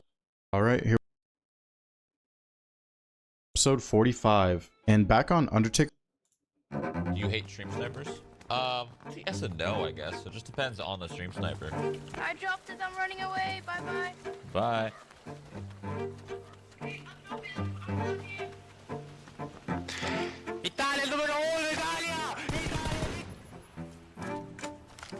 Okay. So like these ones are the annoying ones. Like I hate the ones that are like go out of their way to ruin your games. What a little fucking bro. God, that was the most obvious bullshit of my life. That guy was good. That guy didn't need to stream snipe. He was a good player. He didn't need to. Obvious stream sniper kill you every time. Yeah. I mean that's kind of, you know. But the ones that are just there to make some content and have some fun, have some laughs. Okay, fine. Like I don't hate them. I don't really understand it. It's kind of like you could be doing something else, but hey, I understand it more than somebody coming in to ruin their games. Can I tell you something? Yes, tell me. Bustin' makes me feel good, feel good. Bustin', bustin', bustin', bustin'. Your cut was so big, if you didn't... Hey man, are you friendly? I'm going to strip the veins from your shroud. Who is shooting me? Oh, yes. The exquisite stench of fatalities.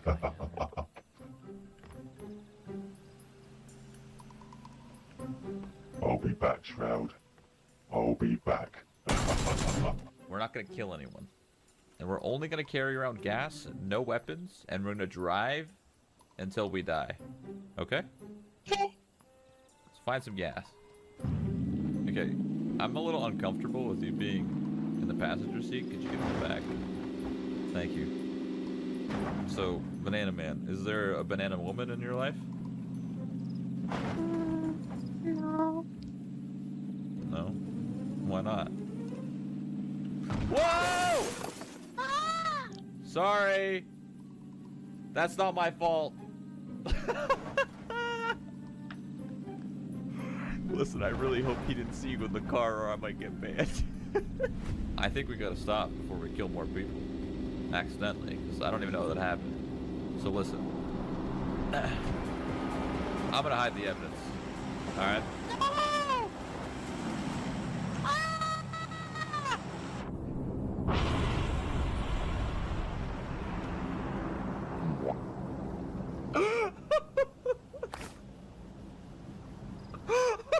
There's like 50 of them, motherfuckers.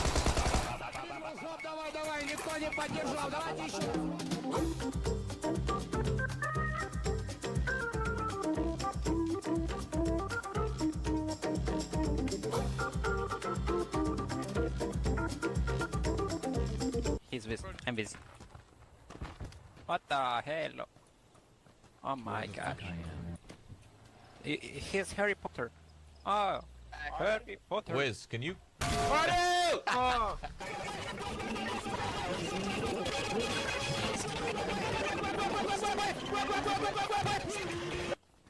So I think we have about 70.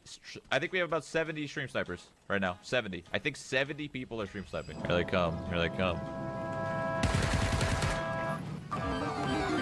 There's 4 in this car. Yeah.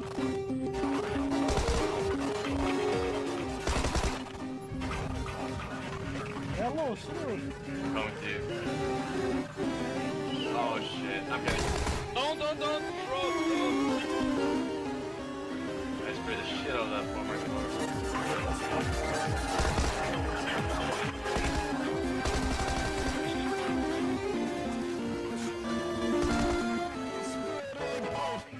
Dude, behind you. Behind you. Behind you. Behind you. Behind you. What do I? What do I? What do I?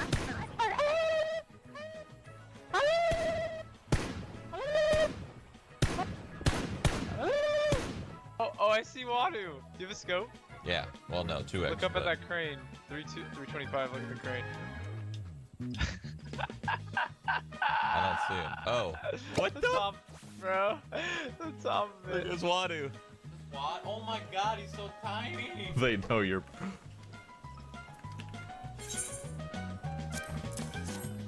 You wanna eat the poo-poo? You see that body in the distance? What's going on? All right, everyone, lower their volume. Lower their volume right now, because this is gonna sound like complete chaos. Lower your volume. 5, 4, 3, 2, 1, 0.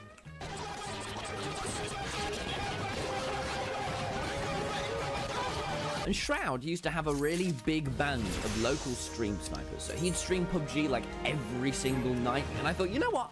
I want to do that. After Shroud was unbanned on the 9th of August 2018, I had my moment.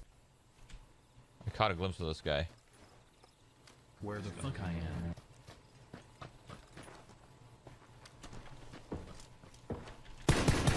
What in the heck are you doing? Naked man, Tommy. Tommy in it.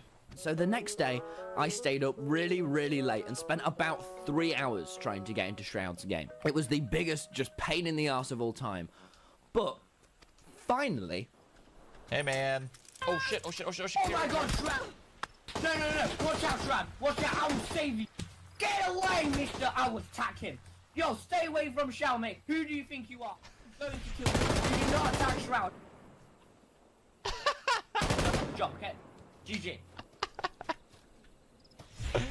Oh no. I did not enjoy how I sounded in that clip, but holy crap. I spoke to Shroud! We're getting past the best friend level. Holy shit. Then in the next game, I got straight in there and I was like shaking my shits off after this. And look, in the next game. Oh, hey, Tommy. How are you, man? I'm good. How are you? Thanks for saving me that last game. You can hear just how nervous I am. I'm speaking to Michael Grzesiak. It was the hugest day of my life. Hey, there's a car coming. With 4 people. Wadu's in the car with 4 people. What are you? Expect the unexpectable. Hello? I don't have the ammo for this.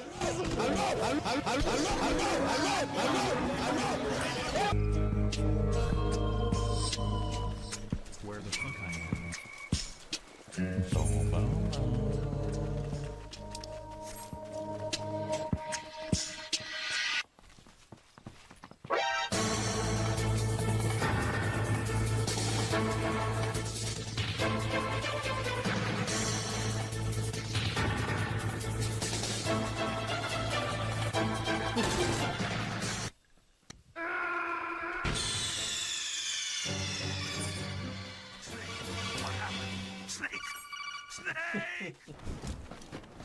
Gucci cake.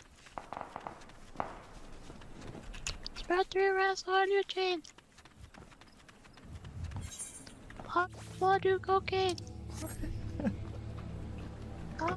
Never got him. Wadu? Wadu! Is that really you? Wadu! What the heck? That's the soundboard. What the heck? Oh no, it is you. No, come back. Come back, I'm sorry. I didn't know. What the heck? It just sounded like a soundboard. The double barrel is just so good in this It's area. Banana Man! Insane. Level 2 armor. Level 2 armor on me. Oh, I Banana gotta talk Man. to Banana Man. He's here again. Shroud. Hey, Banana Man! How's it going? He worried me, Shroud. He worried me. Somebody come here, talk to Banana Man. Does he talk? Yeah. You have like weird stream snipers, dude. Are you okay? Summit! Get over here, Summit. Where is he on the roof? Hold on, he's trying to talk to us. Come here. Up here. Hey. So make sure you say hi. Don't freak him out. He's young and afraid. Okay. Why do I get the feeling this isn't a real person? Hey, what's up? Is this guy follow you around a lot or what? No. Just sometimes. Only when I go to school. What's up, man? Banana Man, listen, dude. Shroud has 5 kills, I have 0. I'm just saying. I don't know if you want to like help brother out, you know? I have a suppressor. It's kind of cool looking. You're just. Come on, man. Don't do me like this.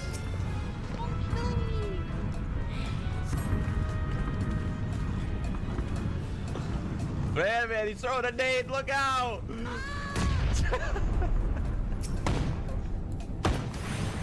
Banana Man, just take it.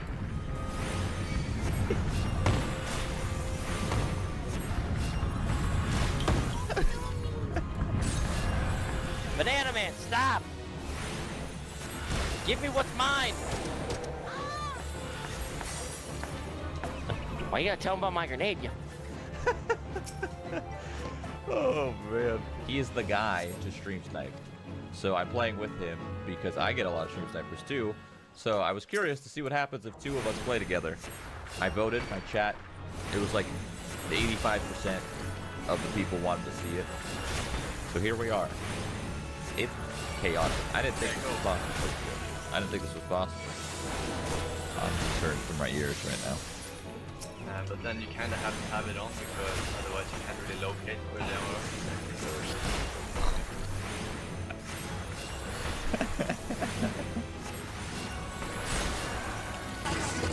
Oh my god. Holy. To my world. Holy.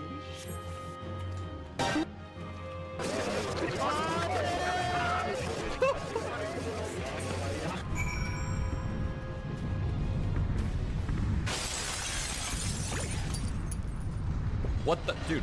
My heart. What are you doing? Wait. What are you doing? Dude, can I be your friend? You're giving me a heart attack, man. Let out your longest fucking Wadu. Wadu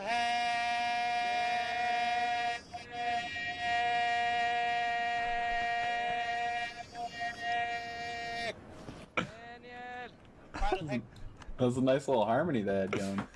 Rare, epic, golden epic, wow, golden legendary. Oh! I got both. I'm so low.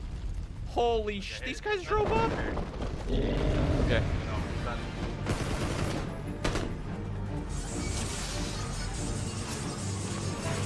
Car coming up, I think.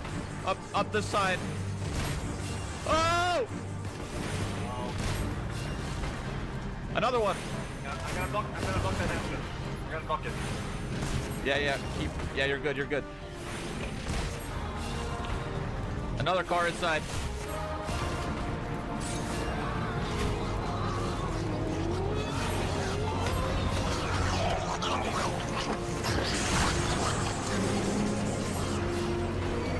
Guys coming from the other side.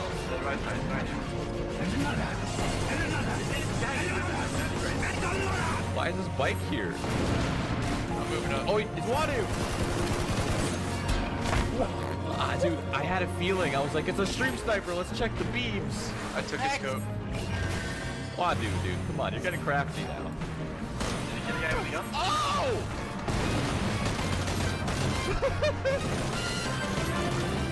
I'm so low. I don't know. I'm getting out of here. What was it? Nice shots, nice shots, nice shots. Nice. Very nice, very nice. Wadu, what's your real name? Wadu, heck? What's your last name? Heck. You're mad. Wadu, heck. What the? What the? That's only grenade.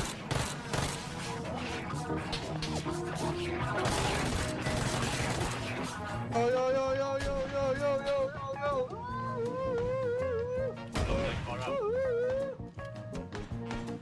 Got him? There's one more, there's one more. Bro, this is... Got him? This is so hard. Holy... Oh! I need ammo! Holy... Okay, can you... Run across. Run across. I'll kill this guy. Just run. Just run. Go, go, go, go, go, go.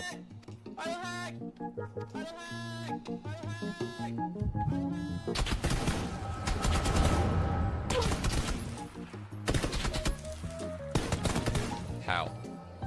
It didn't work at all. It just... It didn't work, Wadu. It didn't work.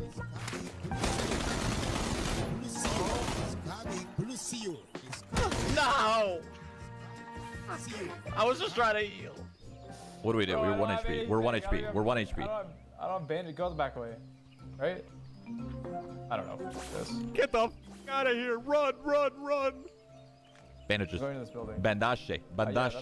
that's for you. I'm going here. Okay, I got something. Something is better than nothing. I got loot. What? Oh my god, I was drinking. Okay, He's just a friendly sniper. God. So we gulagged the Car? blue chip thing you guys were talking about? Not on this map. I think 35 seconds. Whoa! Whoa! Dude, this guy, man. Lots of snipers, lots of snipers. Many men, many men, many men. What the hell? There's like a whole gang of them, bro.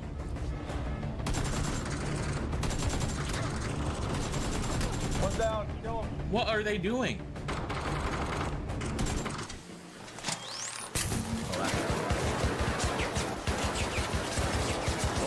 played. Respectable. Respectable. Honestly.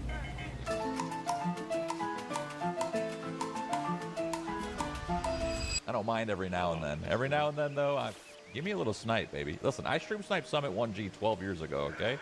Hey, it's all good. Wadu? Wadu, is that you? Hey, come here, man. Let's go. Take a walk. It's been a while. So I mentioned how I started on Twitch by watching streamers play DayZ. Summit was one of them. And there was always all these stream snipers that you'd see on his stream, but they're always super, super malicious. And they were always there to grief him. And I was like, yeah, you know, this seems kind of fun. I could see the stream sniping appeal, but I wasn't there to grief him. I was just kind of there to help him. Hey, take out my gun to kill them. Yeah. Friendly. Hello, Shroud. Hey. Welcome to the shop, man. Oh. Someone's dead. What? What about that? It was Wadu and... look at... I love it. I love it. They weren't fighting anyone. They were just trolling. Oh my god.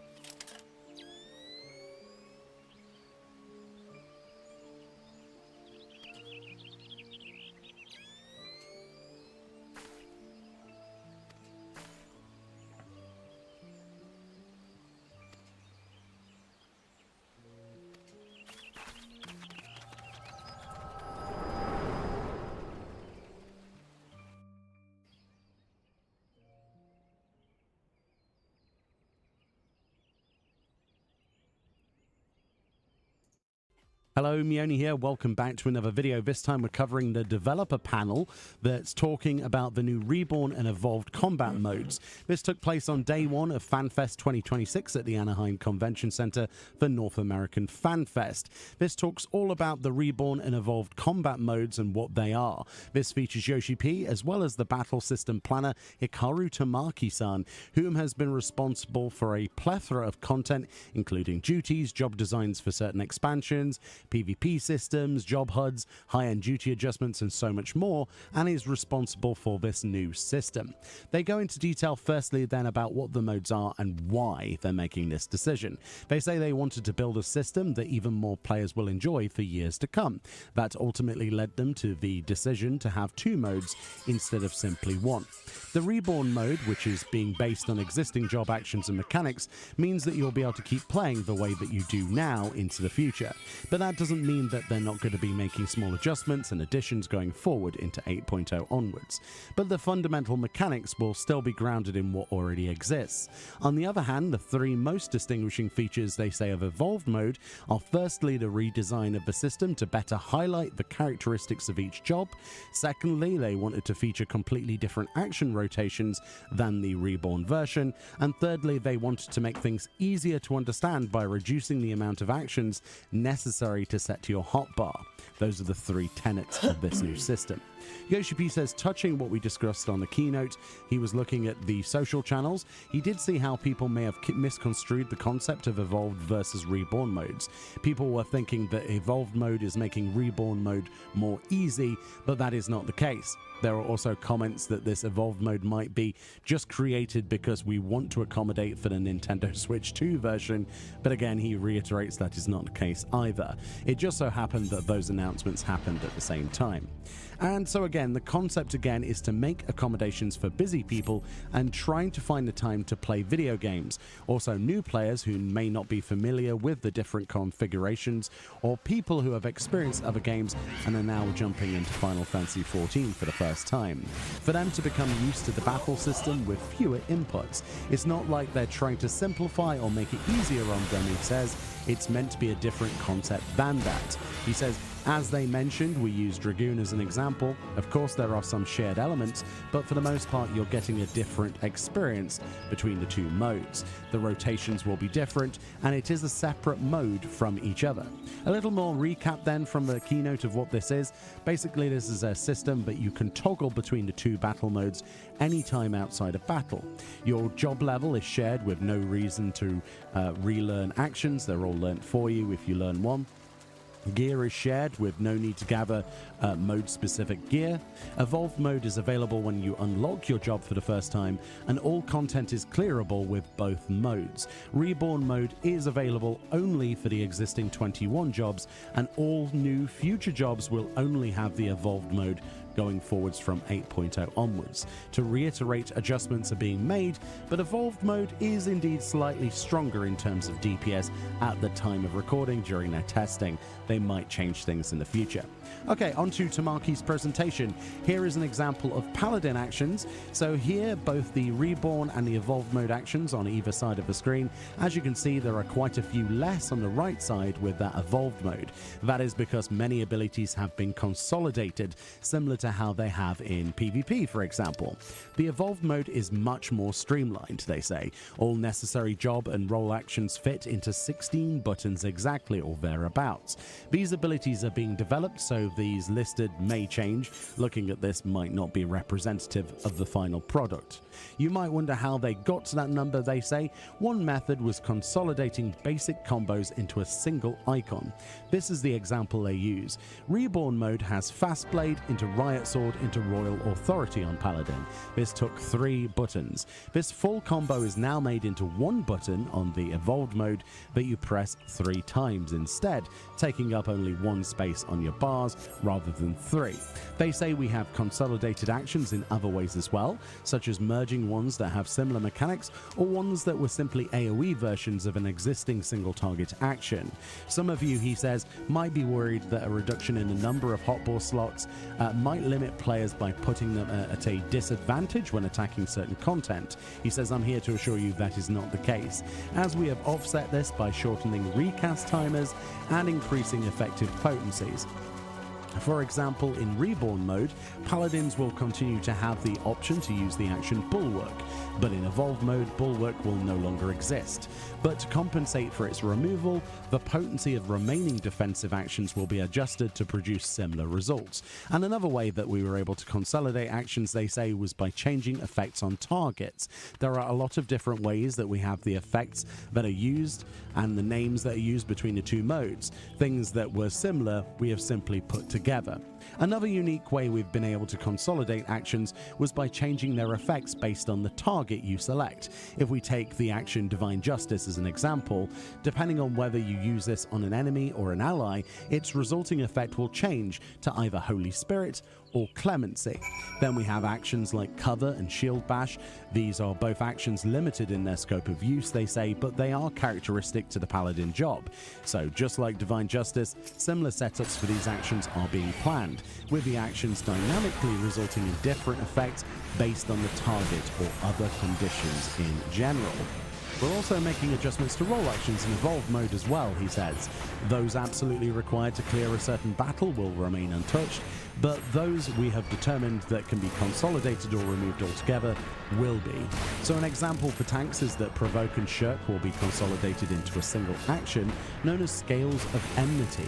If you use Scales of Enmity on an enemy, it will inflict Provoke. If you inflict this on a party member, it will invoke Shirk. They say some of you might be thinking with this kind of consolidation that in cases where you would normally use both of these actions in succession, that you wouldn't be able to do that anymore. To alleviate this potential problem and make sure players will be able to use both of these as they always have, they will give Scales of Enmity 2 charges to use however you wish. Another example of actions being changed is that Low Blow will be phased out and its stun effect will be added to the remaining action Interject. So basically we're cutting the overall amount of keystrokes from all jobs and their... Welcome back guys, Ben here, and today we're checking out a game called Reaper Actual. Reaper Actual is an open-world persistent shooter where hundreds of players engage in first-person shooter combat against each other and 5 NPC factions on the massive war-torn island of Morova. level your Reapers, maintain a home base, and complete missions to earn gear and reshape the world. So this came out on the 29th of May 2026. It's from Distinct Possibility Studios. They were kind enough to provide me with a key to check this out today, and it is in early access. It's going to be it's priced at £16.75. There is no demo, so you can't jump in and try this for free, sadly, but obviously you could make use of Steam's 2-hour refund policy window thing. But this had, like, when I was offered the key, it had like heavily like negative reviews, and they've had quite a few patches since and major updates, and it's actually sitting mostly positive with the recent reviews, and all reviews are now in mixed. So it seems like they're putting in the work, and it just sounds like maybe a case of launched it too early or should have maybe had a few more betas. But we're gonna check it out and see what it's like, see how it plays and everything. So yeah, sit back, relax, like, comment, subscribe. This is Reaper Actual. Okay, so this is our base, which acts, from my understanding, as like a little hub, a little hideout. You can exit the base, and at the moment, I don't know if they plan to have this in the future. There are no like separate queues for PvP or PvE. If anything, it works a little bit like Arc Raiders, where you load in. I'm not sure if it's an extraction like shooter in that regard, but you know, you'll load in and you can find other players that might be friendly. There's voice, like VoIP and everything like that. But you also might just find people that aren't and want to gun you down. But it is primarily PvE focused in the sense of there's loads of factions and missions and things like that. So I'm gonna have a little look around. Looks like we've got our gun customization here as well. Choosing our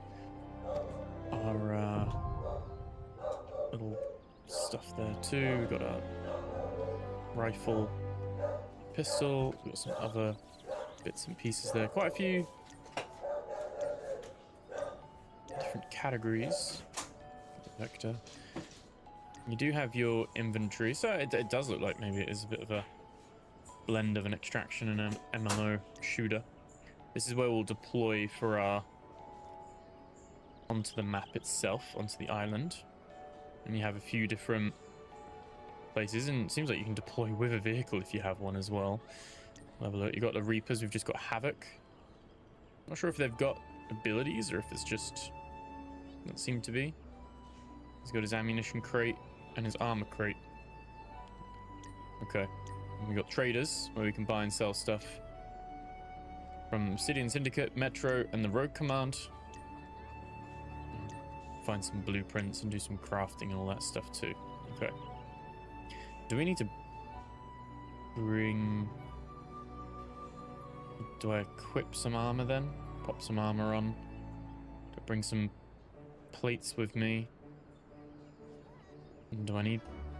Don't need mags, but I need... What does this use? 5.56 ammo.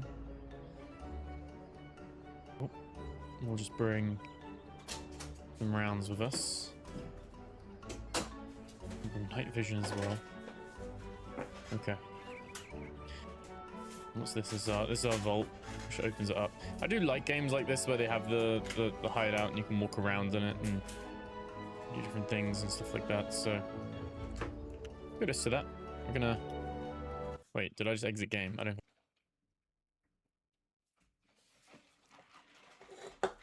What's this? Ladies and gentlemen, welcome back to another video here. This is actually very, very, very special. This is actually crazy. I found out how to give people prototype gear. So we found someone from my stream that is kind of fairly new to the game, and he doesn't have a single prototype piece of gear at all because he's not expertise 30. So basically what I'm going to do is I'm actually going to give him a fully prototype striker build. I'm only going to give him a backpack, mask, chest, and knee pad, but that's still a lot to give. I have a lot of materials, so I don't mind doing this. I'm at 999 exotic bonus, 999 cores. I have a lot of flags that I just farmed and a lot of shade calibration, so I don't mind actually doing this. So this is actually pretty dope that I found out how you can do this. This is very, very, very insane that this even works. So yeah, let's kind of get into it. So basically we're just going to go down here and just find Striker, and we're just going to start giving him prototype gear. It's definitely really, really crazy that you can do this, by the way.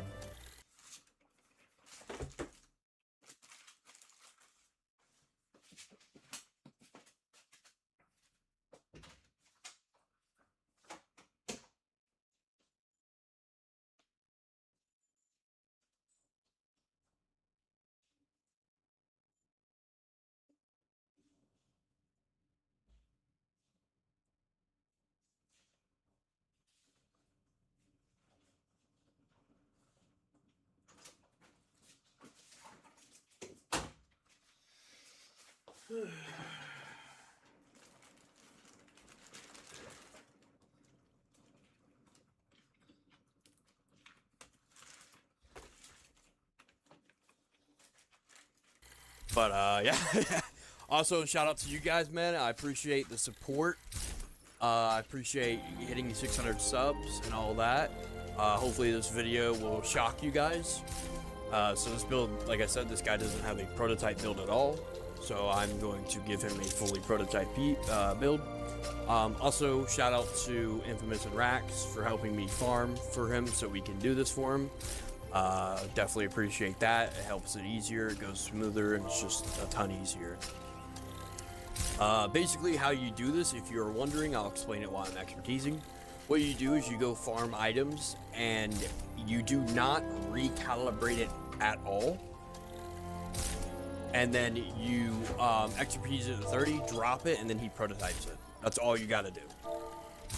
So we'll go ahead and drop this chess piece to him, and then he should have a prototype chess piece.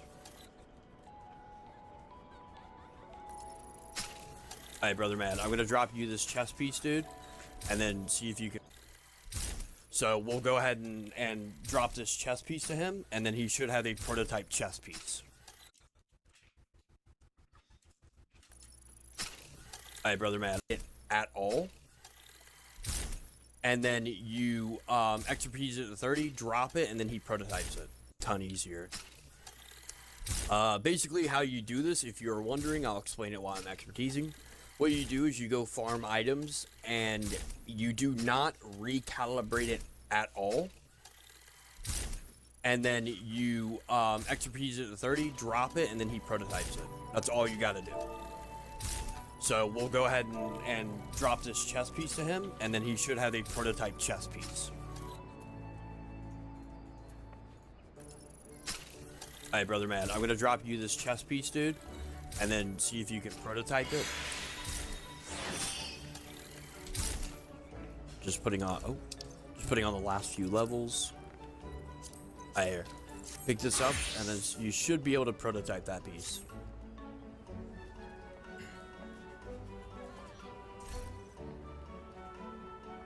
Brother? Yeah, I was gonna say you gotta pick it up, brother man. Yep. And then can you equip that piece of armor when you do prototype it so I can show them?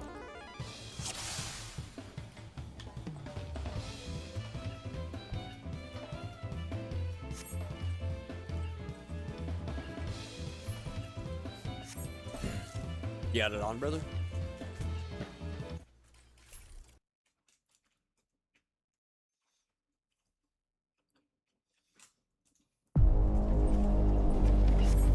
Wanna come in with me? Oh, sure. Okay. Don't talk to strangers.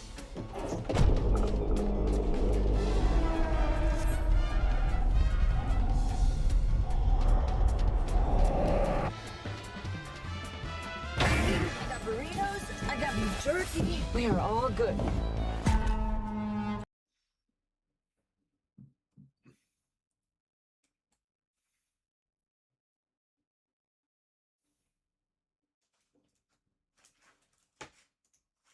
So listen, so usually on the show, I come out and I talk about places I don't like.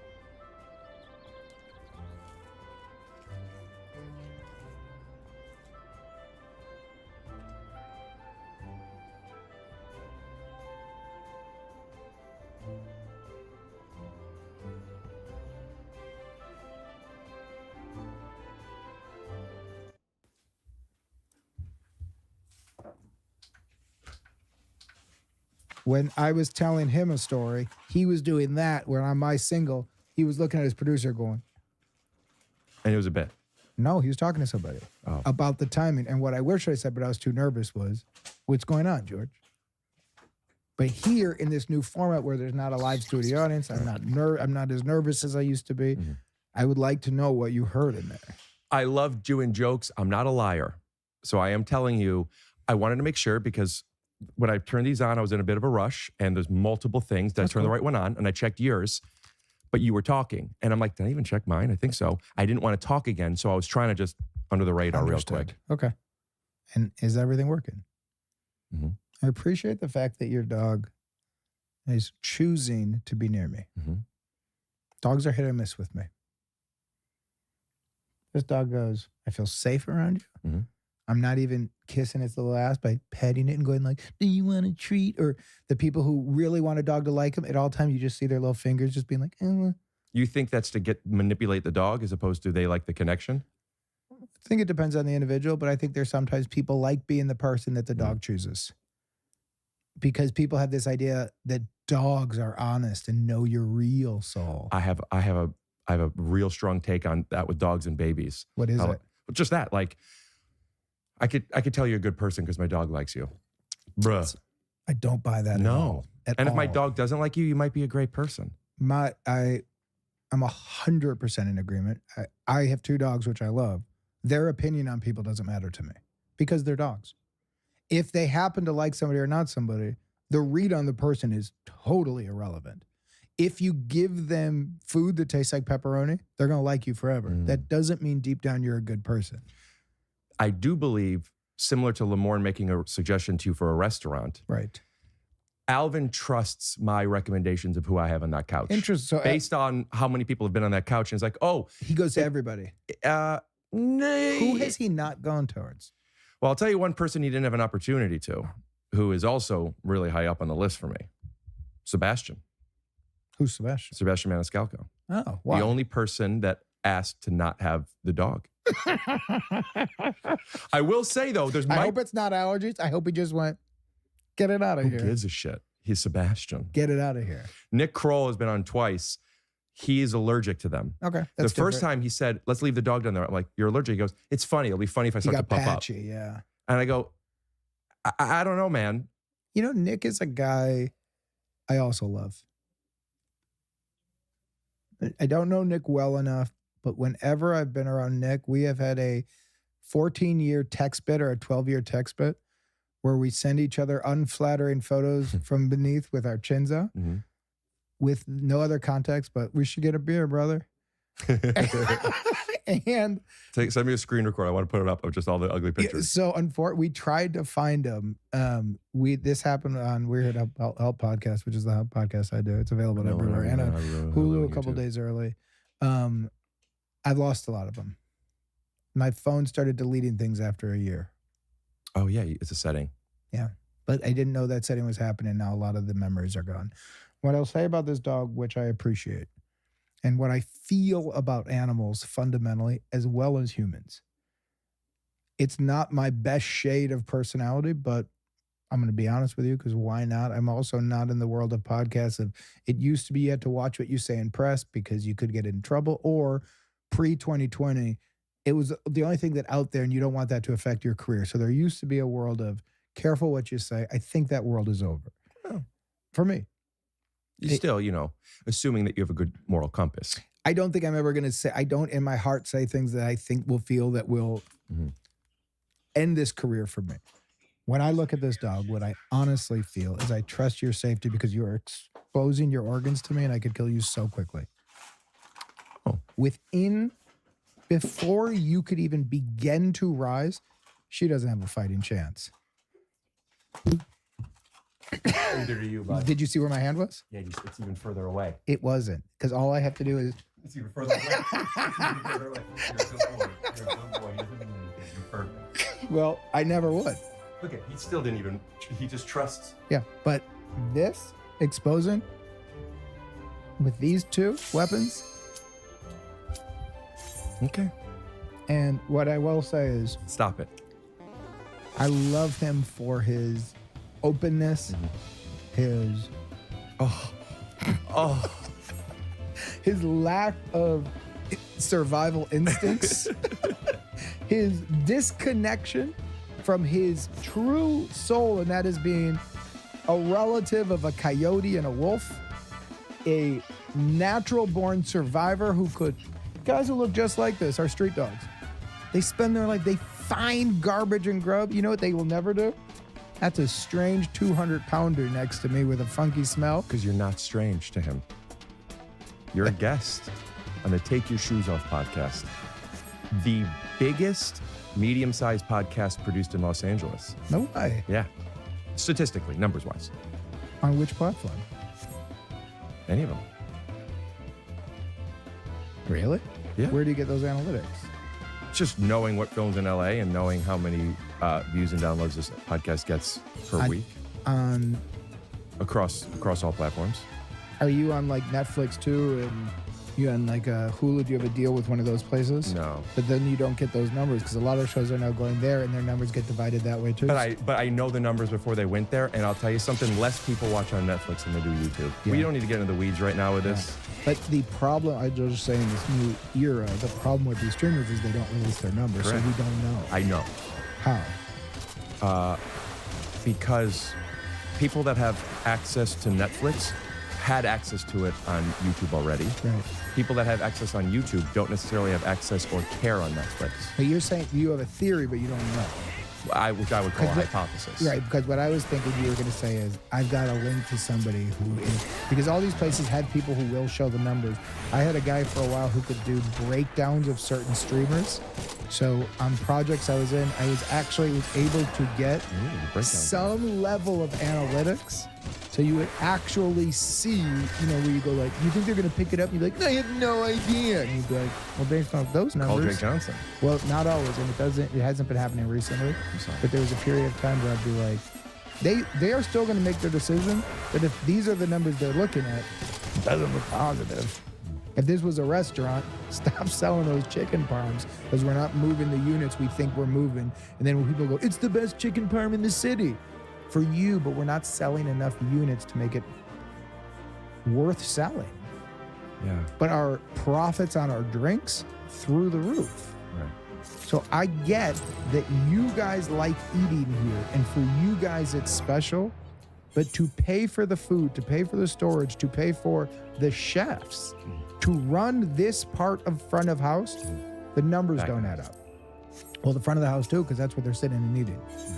But if we just convert it to a bar, our numbers go through the fucking roof. Maybe I should just be a Clips channel then. You never know. But what I will say is I will take that same thing and say to our businesses. And what I like about you, what I was saying before, is your arc when we met at New Girl. You came in, you were in a Hawaiian shirt, and it was all bits. And the vibe that day on set, tense.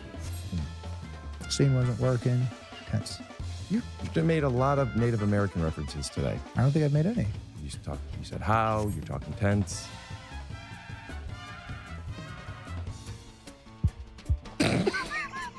Also notice that a lot of your metaphors involve not only restaurants, but chicken.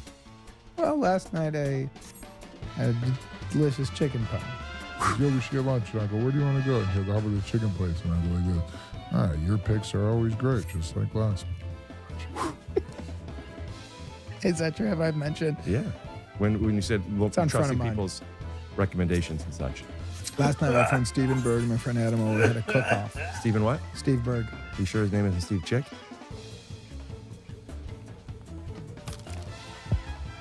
That's odd.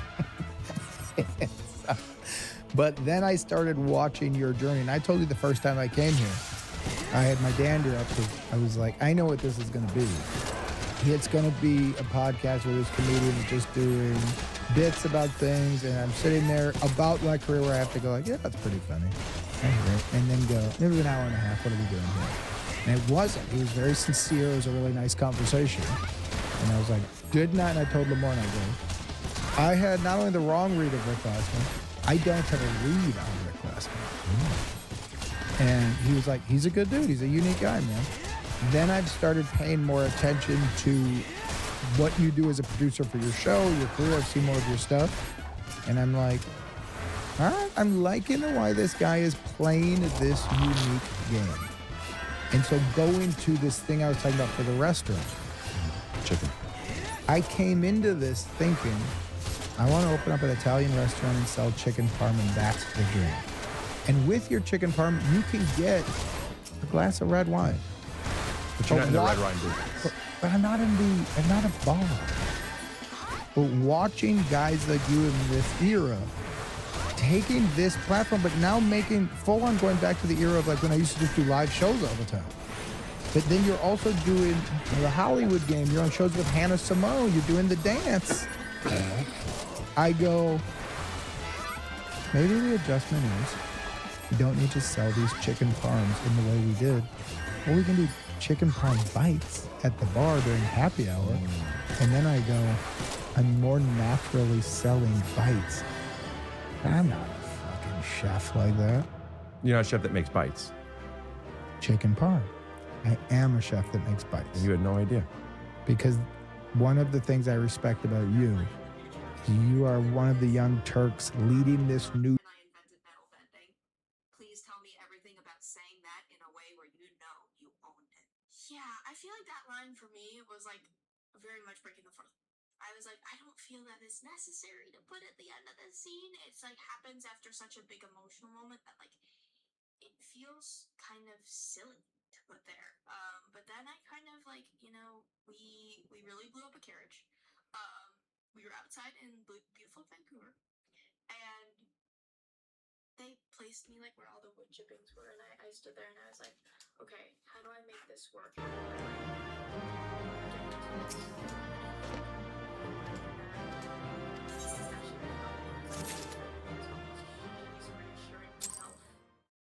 Like maybe during this fight with the others, maybe during the, you know, unraveling of her friendship that she chose to run away with her family from, like maybe that kind of knocked her off her feet a little bit, knocked her balance off. And that's something we don't get to see. And I think when, like I said, like there's a big emotional moment of like a dip, it's coming pretty strong. That moment was like, that's what telling herself and telling the world. And then she's getting sent back into that like, I just did something no one's ever done. Think about it, she's discovered that she can bend something no one's ever done before. Something that's been for years. And so I feel like she gets that reassurance with that line.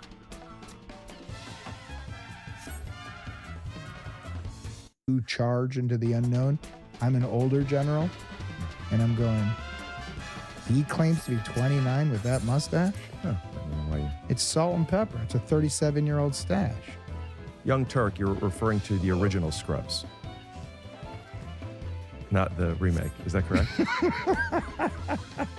Oh, Jesus, with the crunching. That's crazy. You told me that crunching doesn't bother you. When you eat chips, you... Oh, and let me show you something with popcorn that a chip doesn't do. Look, look. That's how I should be eating it? Yes. One little kernel and... No, I'm saying that sound. Very No. similar to if you wanted to get started with your own design studio. It's got hundreds of ready-to-use templates. Shopify helps you build a beautiful online store that matches your brand style and the way you like to chew your popcorn. Shopify is really good for a plethora of reasons. Hey, Deb, what do you like about Shopify? Love to shop. Well, if you love to shop, Shopify can help you find customers with easy-to-run email and social media campaigns. But what if I get stuck? Shopify's always around to share advice with the award-winning 24/7 customer support.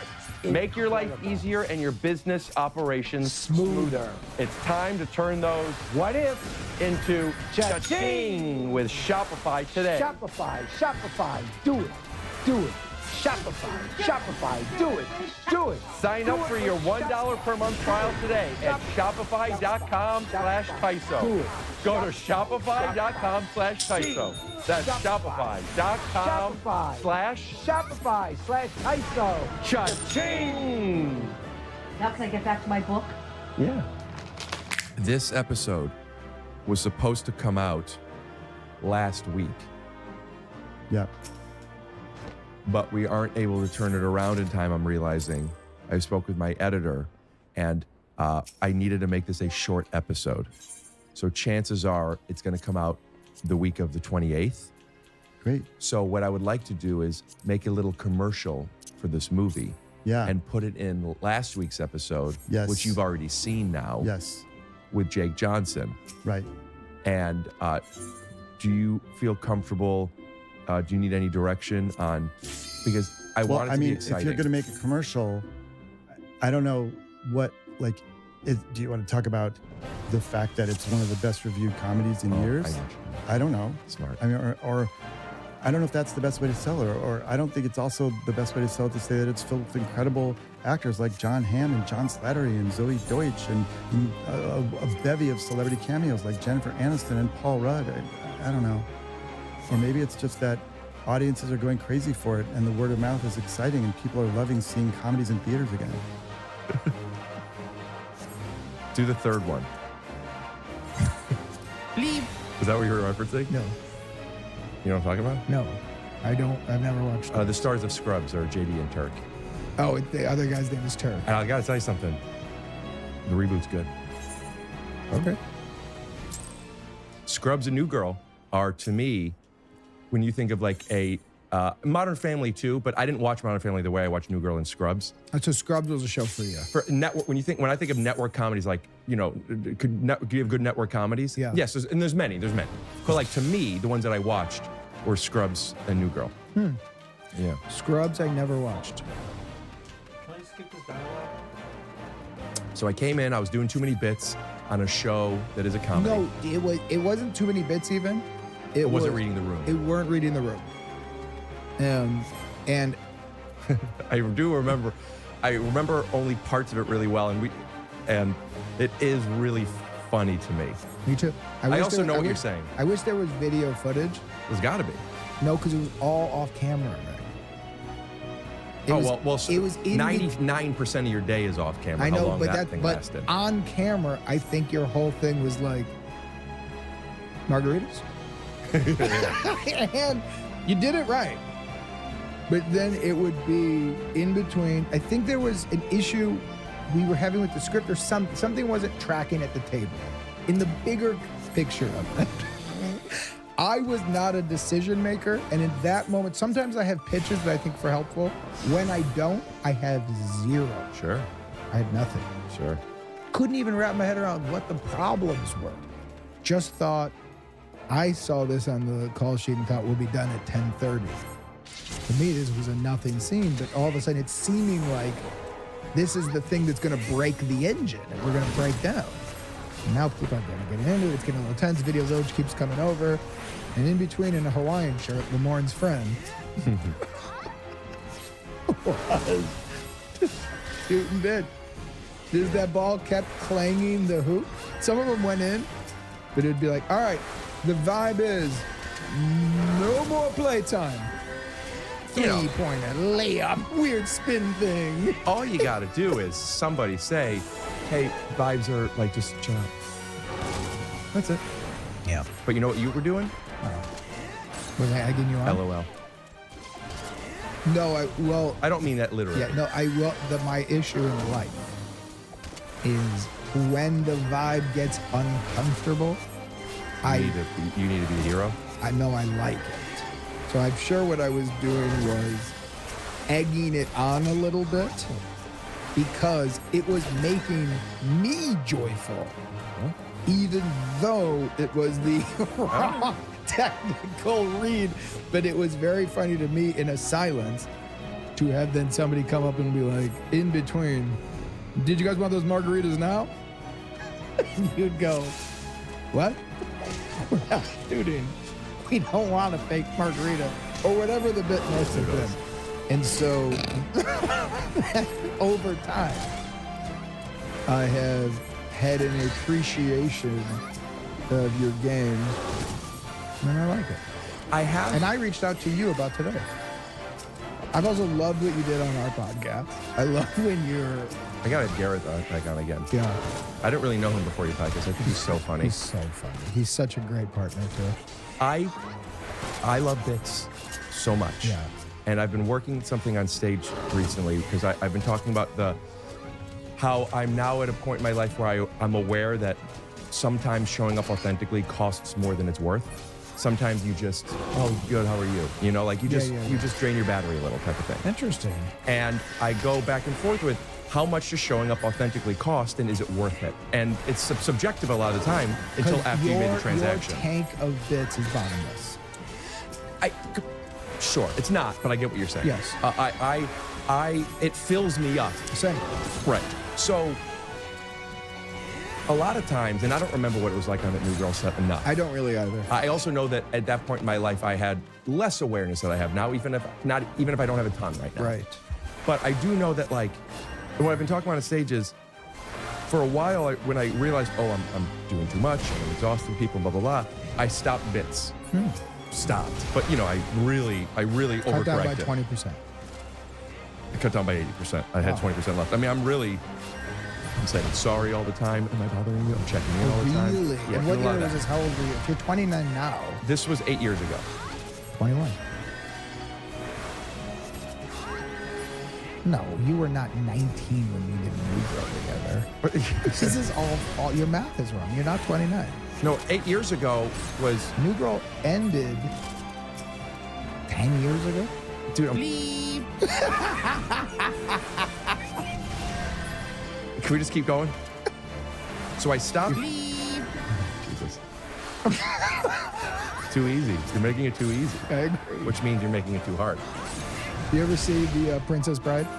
Yeah, I just rewatched the first half. You simply took this and you spun it there. So therefore, the wine that I should drink is this one. Not bad. Simply poisoned both of them. An amazing moment. Yeah. Yeah. As good of a moment in a movie gets is that scene, and Wallach's own little monologue of "I have simply outsmarted you." That's a It great goes impression. all the way through to simply go, "That's very clear. I just built up my immunity." And I go, when that ended, even as a kid, I remember being like, "That is perfection." Loved it. What year did that come out? 88? So at that age, I must have been 1. You were born in 87? Yeah. I wasn't born for 9 years. Well, we can move on now, but... Well, age doesn't matter. Either age is nothing but a name. Or a number. Henry Shakespeare. I had no interest in discussing your age. Okay. I stopped doing bits because it bothered people. I'm on the other end now of recognizing, at least knowing, this might annoy people. But it makes you happy. So there's a cost. When is it worth it? When am I gambling with my money versus somebody else's I money? is the way relate think to about this it. 100%. And what I've come out the other end is, I do jokes a lot of the time. And the reason isn't because I'm unwilling or unwanting to have vulnerable, honest conversation. Agreed. It's because You a like lot of it. conversation doesn't matter. I agree with this. So do silly voices or get fucked. So my brother and I, when I was growing up, Did you just hold up 5 with 2 hands? when my brother and I were growing up, when he was 4, I was 1. Actually, he's 3 years older. Yeah. The point I was actually trying to make is we did voices together, we did bits together at a very young age. We had characters where I was Herbert and he was Willis, and we would narrate our childhood house as these two characters who were probably influenced by Revenge of the Nerds. And it would be everything that would happen. It'd be like, mother's cooking supper. My mother, who you talked to briefly, I just moved out here, is one of my favorite people on planet Earth. Reminds me of the grandmother I saw from you, some of your family in Cleveland, where she's a little bit of the old world. She was not charmed by my brother and I. She loved us. She didn't think you were funny. She thinks we're funny, but she came from like a real tough background. Like they were a family of street fighters. They came from a really bad neighborhood with 9 kids. My mother has cuts on her hands from like holding a knife back. Is your dad Ken? Yeah, well, my dad, yes. My dad was not a tough guy. Oh, not a street fighter. My dad, no. But your mom was a street fighter? Well, no, but like my mother has been in a lot of street fights and won them. My mother and I fought when I was 15 and she beat me up. And I thought... You took swings at your mom? the story goes, I started wearing starter jackets. Do you remember the starter jacket era when he was in the 90s? So you must have been a newborn. Starter jackets are cool. Still. No, but in the 90s before you were born. Yeah, I I've don't seen know. Michael Jordan wears them. I mean, I get it. So there was jackets like the Miami Hurricanes, the Duke jacket. There was a Duke starter jacket with a Miami Hurricanes hat. And if you had a flat brim, that meant you could get down. Mhm. And I started wearing them and go to suburban malls. And the term back then was, you want to go? Oh, before I forget, check out The Dink, July 24th. Just picturing that shot of you in the hip hop walking up when you get out of the car. No spoilers. You see the movie yet? I watched it, yeah. What'd you think? Be honest. Okay. I was prepared to be honest. Because at first I was thinking to myself, and we could keep in or edit out, you let me know. I was thinking to myself, I'm enjoying myself. The formula of this is a movie. Yes. Not in a bad way, not in a good way. Yes. Okay, I'm watching it. I like you. The cast is fucking awesome. Yes. The cast is awesome. And once do I believe this? There was a romantic interest Yes. involved. Even though I saw it coming, once I was like, yeah, right. I got invested. Yeah. And then I was a little late to the party. It wasn't until then, maybe I laughed out loud before that, but after that, I'm laughing out loud. I'm getting goosebumps at some moments. Fun. And I genuinely would recommend the movie. Okay. And I would watch it again. And I don't know what this is. I've seen this in TV sometimes for the first few episodes, and then not in a movie, because in comedies, I find the first act is almost always the best of a comedy Yeah, movie. totally. This is not that. It's a I would setup. say at the midpoint, literally at the midpoint. Totally. And I'm now in. And then the fun stuff with the guest appearances that come up. How'd you and like the third act? I'm not exaggerating. Loved. Great, totally. Was it slow leading up? No, it was funny. By the way, I totally agree. But if movies were supposed to be an hour 15 and we cut a little bit. But what we found is it's really what we found. So what pulled me to it is Sean, the writer, co-host of Hollywood Handbook. Do you know Sean and Hayes? I do, actually, because of Hollywood Handbook. Yes. So no, I don't know them, but yes. You would love them. I'd be very interested to see you three together. Well, I would love to do it. Bring Shia in. That'd be the four of you. I'm saying the conversation about Shia. Oh. All right, go on. Tell me about the writer. I think Sean's one of the funniest writers I've ever worked with. We did a show called Alan Gregory 15 years ago, so you would have been 17 or something like that. You would have been a kid. But I had already started the business. We were doing an animated show on Let's Be Cop, on Fox with Jonah Hill. From For Real Virgin. Yeah. Also the Oscars. First time I ever saw Jonah was For Real Virgin. And it was one of those scenes where you're in it for a minute and like talk about a pop. But this fucking dude is so... His bits, when I met him, it was... they were filming Superbad, but it hadn't come out. So I didn't know who he was. I just met Mike Cera. Mike Cera became a friend pretty fast. Who's Mike Cera? Oh. Michael Cera. Great actor, director, sweet guy. Okay. Okay. How old are you? 29. With that mustache. Let me inject you.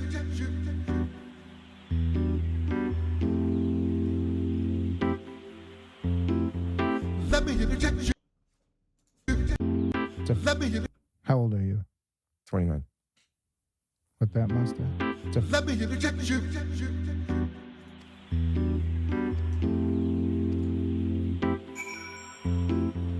Let me inject you.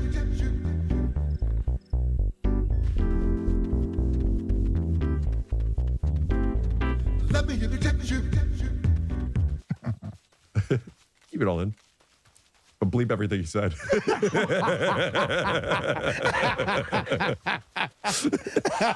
For so long. All right, so you're talking about Jonah Hill and somebody that was a director that you think is really funny who you just met.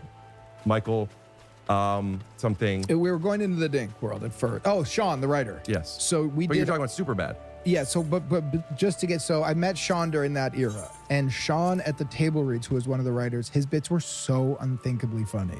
And he was the guy that in the room, everybody liked the most.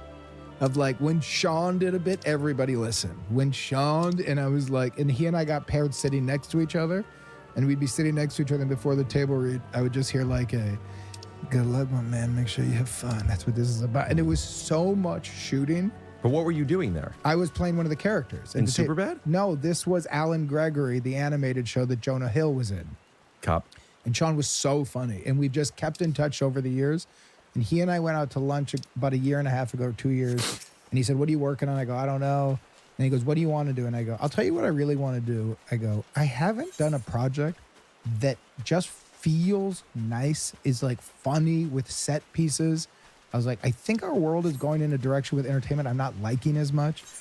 I think whoever becomes president, there's going to be another. I'm so bored of this. Like, things are getting so heavy and so complicated.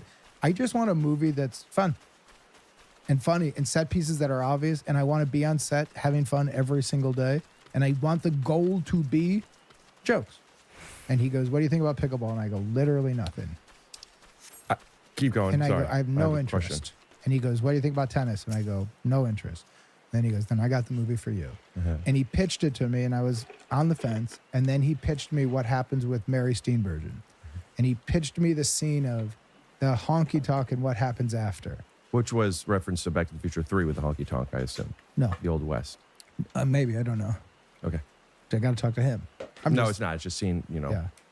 Cut that out. Cut back to this. Cut out me saying, I don't know, and him saying that. Cut back to me going like the, yes. Cut to him laughing. Extend Bleep my it. laugh. Extend his laugh so it goes on for 3 minutes. Cut to me going like, wasn't that funny? Cut to him still laughing. Cut to me going like this. Cut to his hardest laugh. I have one note on the wasn't that funny. Change it to wasn't that funny. I agree with that. Okay. So, without giving something away, there's a turn in the love story that I found very funny. And very funny. And as an actor, I was very excited to play that moment because for me, I like bits, but I like when the bit gets confused and then you have to emotionally act your way out of a dumb bit. That's my favorite. In simple terms, the way I look at that, and it's more complicated, Yeah. but that's they're not mutually exclusive, but that's the difference between a bit that is just a bit and a bit that's within a game. Yeah. And got it. having a game that you could play, which is acting. Yes, totally. Is where, yes. It gets really fun. But I like when the bit goes, now it's sad or now it's mean or now it's dark. We don't know where the next laugh is going to come, but we still are in this tone. It's all a bit. But now we might have to spend like 3 minutes just to get to a chuckle, but it's kind of worth it. And what I heard after the hockey talk, I'm like, there's so many ways we get to play that scene. And as an actor, I get to take it totally seriously and fully commit as if I'm doing a drama while also trying to make myself, Mary, and people around laugh. But emotionally, before takes, I have to do my actor stuff where I'm like, this isn't a sketch show. I have to believe in this and feel the pain he's feeling. But I'm also here to make people laugh. And that is when I heard that, I was like, oh, I like that tone in this formulaic sports movie with straight up bits. And then the big thing for me was who's going to play Candace. Mary Steenburgen, I've been a fan of forever. And I was like, I'd really like to work with her. And then my character's sidekick, PJ. Great. I saw Aaron Chen 14 years ago do a YouTube video called Spits. It was the funniest thing He's a comedian. He's a comedian. But when he was younger, he's young. He's about your age. I think he's 30. So maybe he's older than you. He's 35. He's definitely not 41. I think he's probably 34, 37. I don't know. He's definitely not 41. He's under 40. But I saw him do a video called Spits. Don't cut to Spits. Let me take these pauses. This is Shia LaBeouf level of acting. Cut to him. Cut that out. Cut to Rick being impressed. Do you remember last time we were here? It's really. Oh no. Is there going to be a special effect on that? Like yeah, your you eye snapped popped and my up? eye popped out. Oh, come on, dude. Come on, dude. This is going to be fun for the audience. Are you going to help pay for this? Oh my God! Jesus Christ! How about this if I go like this? Yeah, now Does you just something you're shoot grabbing out? you're grabbing one big boob. Not comfortable with that. You got Edit it. that out. It's a big boob. Edit that out. It's already in. Boys, I hear you have a podcast. Yes. It's really exciting. Two big boobs. There's so much. You were just giving so much. And we you did. were getting we did. mad at me saying it's going to cost too much money. We can't use it. Yeah, so we animated like 3% of it, and it was still our most expensive episode. So every time you do that, it's minimum $50.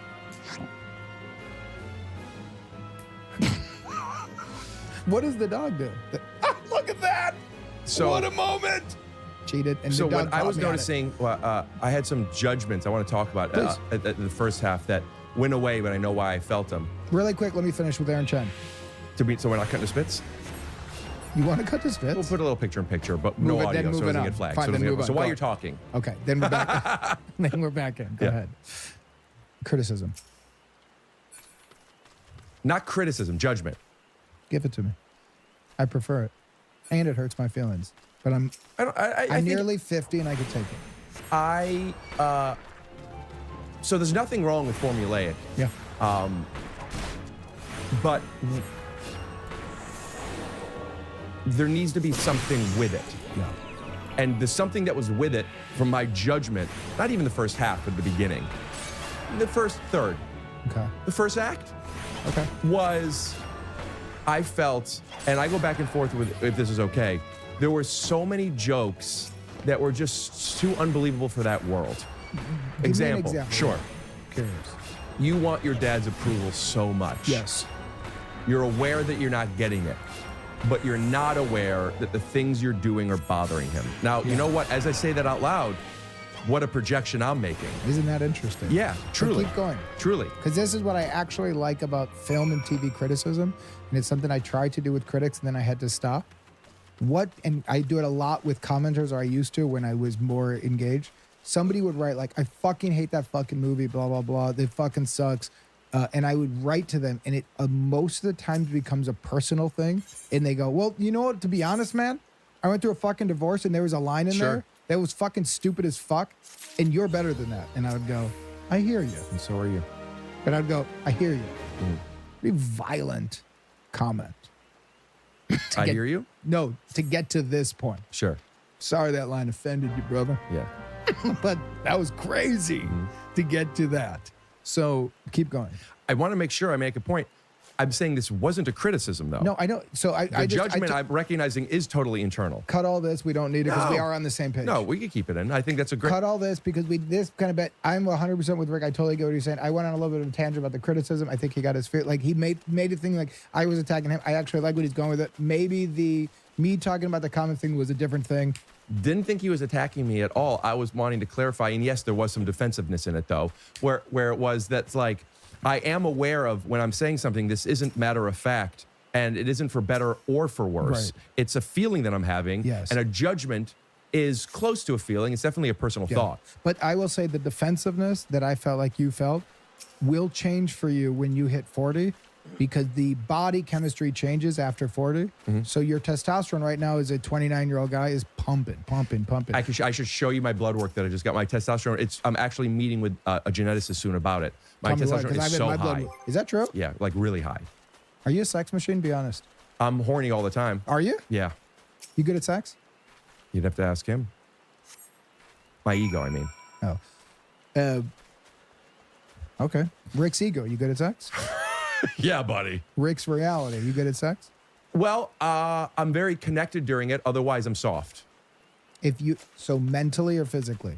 Like you got to be touching something, or the penis goes. No, I need Should to we be, do something else? I need to be in at least like with this person and truly believe that they like me, or I can't be hard.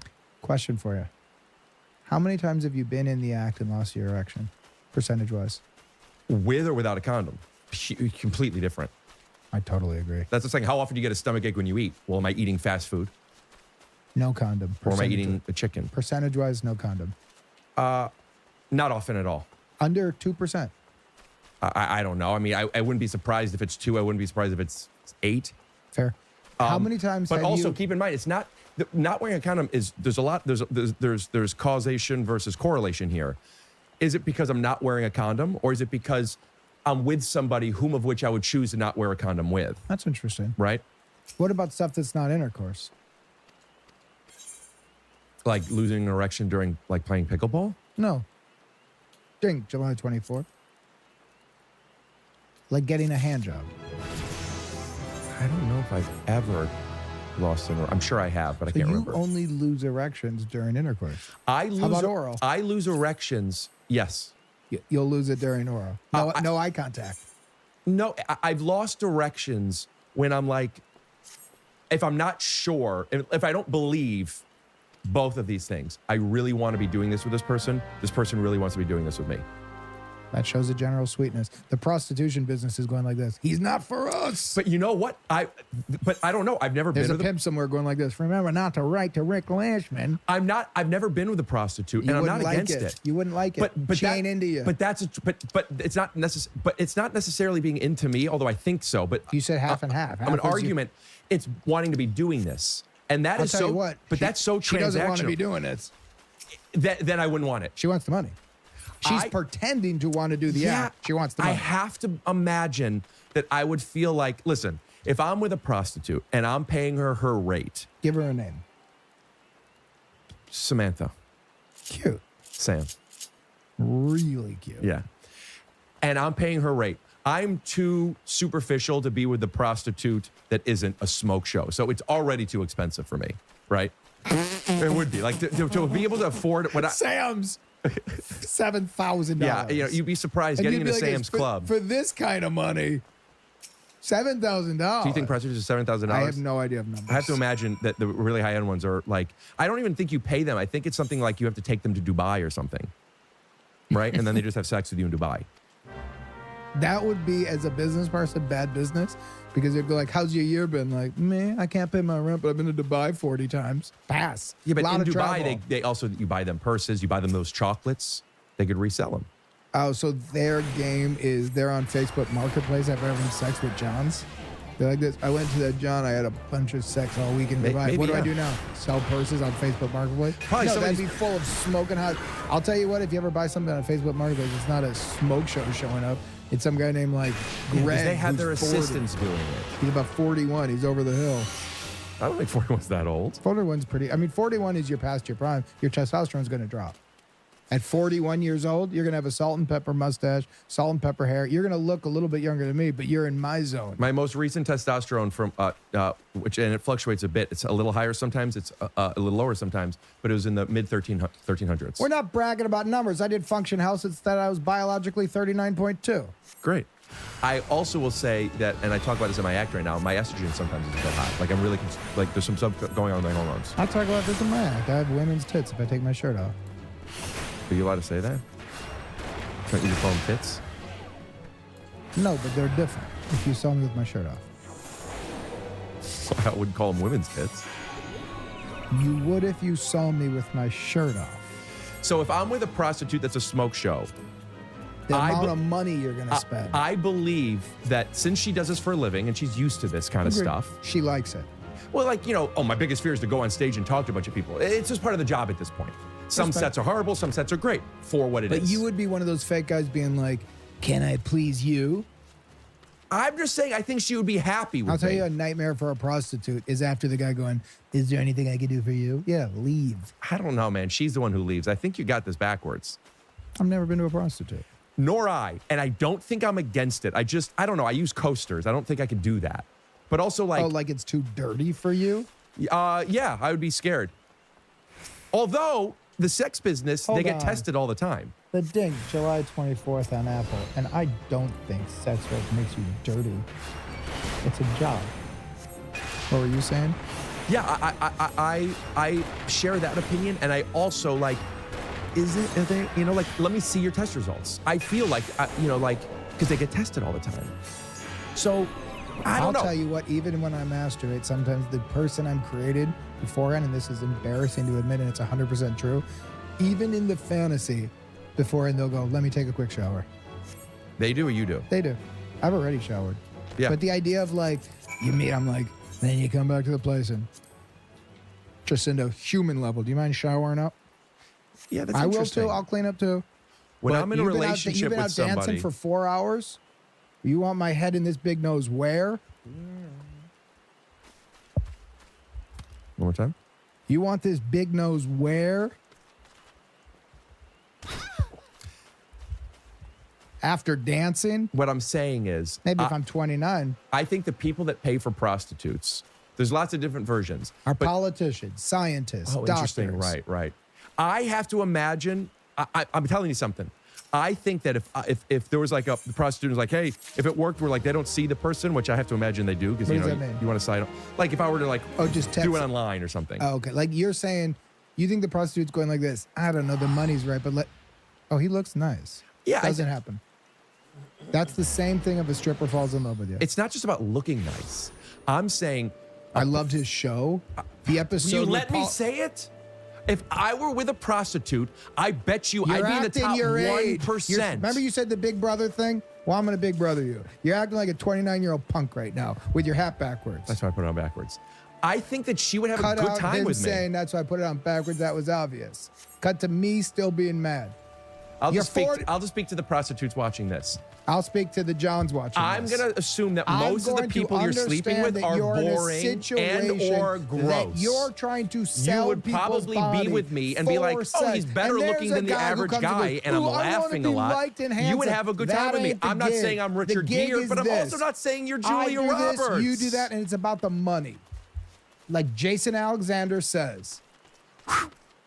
What was this designed to hold? This is. My mom drinks out of mugs that big, and I don't like them, but that one said Ohio, and it's fun. When you're older, it saves you from getting up Get twice. the heft on this. Older people Try have and a big hold that mug. in your hand. No, not from the bottom, like a handle, like a normal person. What the hell? What am I at the gym? Swipe to Jason Alexander for Pretty Woman saying something and then attacking Julia Roberts in a scene that was vile, and then he's here with Rick Glassman. Just swipe the shallow hell with his tail. Shallow Hal, what a movie. Yeah. So back to I really believe that a prostitute would think, hey, this is hot room. If we're doing if we're doing a metaphor here. I get it. You know what I'm saying? Like, Yeah. listen, but that's the ego talking, brother. I don't think that she's falling for me. But brother, that's the ego talking. That's no. So you think for a prostitute, if let's say you called one, they're thinking, okay, I'm gonna make No. Once they've been with me, what I'm saying is, relatively speaking, they're going to feel safe with me. So, of course, they but- will have of course. laughed No, with I'm- me. look, They'll here's- be more than average attracted to me. I think they would walk away thinking, honestly, whatever it is talking, let them have the mic for a moment. 29-year-old kid's ego right here. They would walk away thinking, that was a guy who had a good night with that guy. Can I say what I think? Yeah. You're a faceless John, brother. I'm not saying that they're going to fall for me. What I'm saying is we're both getting what we want. It's transactional. Agreed. And I think transactional relationships, as long as you're both on the same page, and it doesn't even have to be like a sexual one, a friendship one, a work relationship. Hey, listen, I'm here to get rebounds. You're paying me to do that. Yeah, well, can I say something as the prostitute of this thing and you're the John? I feel like I'm being yelled at. And this is a transactional opportunity. We came here for a thing. What did you come here for? Did you come here to promote the dink, or did you come here to have a good time, or was it a little bit of both, with one being the priority? Can I be honest? A good time. Great. Because this is how I socialize these days. Dude, I've talked about it on here. This is now, I don't know how it Podcasting is an happened. excuse to have friends. Probably. I've said it on here. By Honestly. the way, I know it's sad, but I went like, you know what? I'm in the middle of a press tour with a lot of people I don't know, and my schedule's getting filled, and I'm like, okay. You mean with a bunch of Johns? Yeah. And are some of them a little bit more entertaining than others? At the end of the day, they all faceless. I don't believe that. Because here's what I'm selling, this ass. And if I make enough money of people watching that movie on a streamer, which I guess they just have to click a button, then I sold this ass. And my pimp, Apple, goes, good job, boy. And I go, can this little, and I'm not saying about others, I'm saying about me. Can this little hoe get another opportunity at a better block with better Johns? But Faceless, but better. Money, money, money, money. That's what I'm saying. I want that money. She's getting paid her rate, but this is a better corner. Yeah, that's all I'm looking for. But that's what I'm saying. Then we're in agreement. Wonderful. But you also said you think she's going to laugh. She's going to be a little bit more above attracted than average to you. Yes. And what I'm saying is on that corner, I don't care about nothing but the money, baby. Okay. What I'm saying is when I'm with somebody and I believe that they want to be there because they're getting paid the right amount of money and they're having a good time with me, I would have a better chance of being hard. If I'm a waitress and I go to a restaurant and there's a table, there's a bunch of funny comedy guys, and they charm my little socks, and I'm laughing. Huh? I'm back in the kitchen, and they go, "Girl, what are you laughing at?" And I go, "These guys are just really funny at table 14." Mm-hmm. And then they go, "You crushing?" And I go, "No, I'm not crushing. They're just funny." Hold on. Can I finish? Because I have a point here. Doesn't seem like I do, but I do. Mm-hmm. I know your point. What is it? Whether it's that table or another table, you're doing it for the tips. No. Okay. I was wrong. Kind of. Okay. But it's going to be a shade of gray, just like everything in life. Mm-hmm. Then there's a table other next to it. It's an old disgusting guy. Mm-hmm. Just fell off a Harley Davidson motorcycle. You're going to behave the same. Let me finish.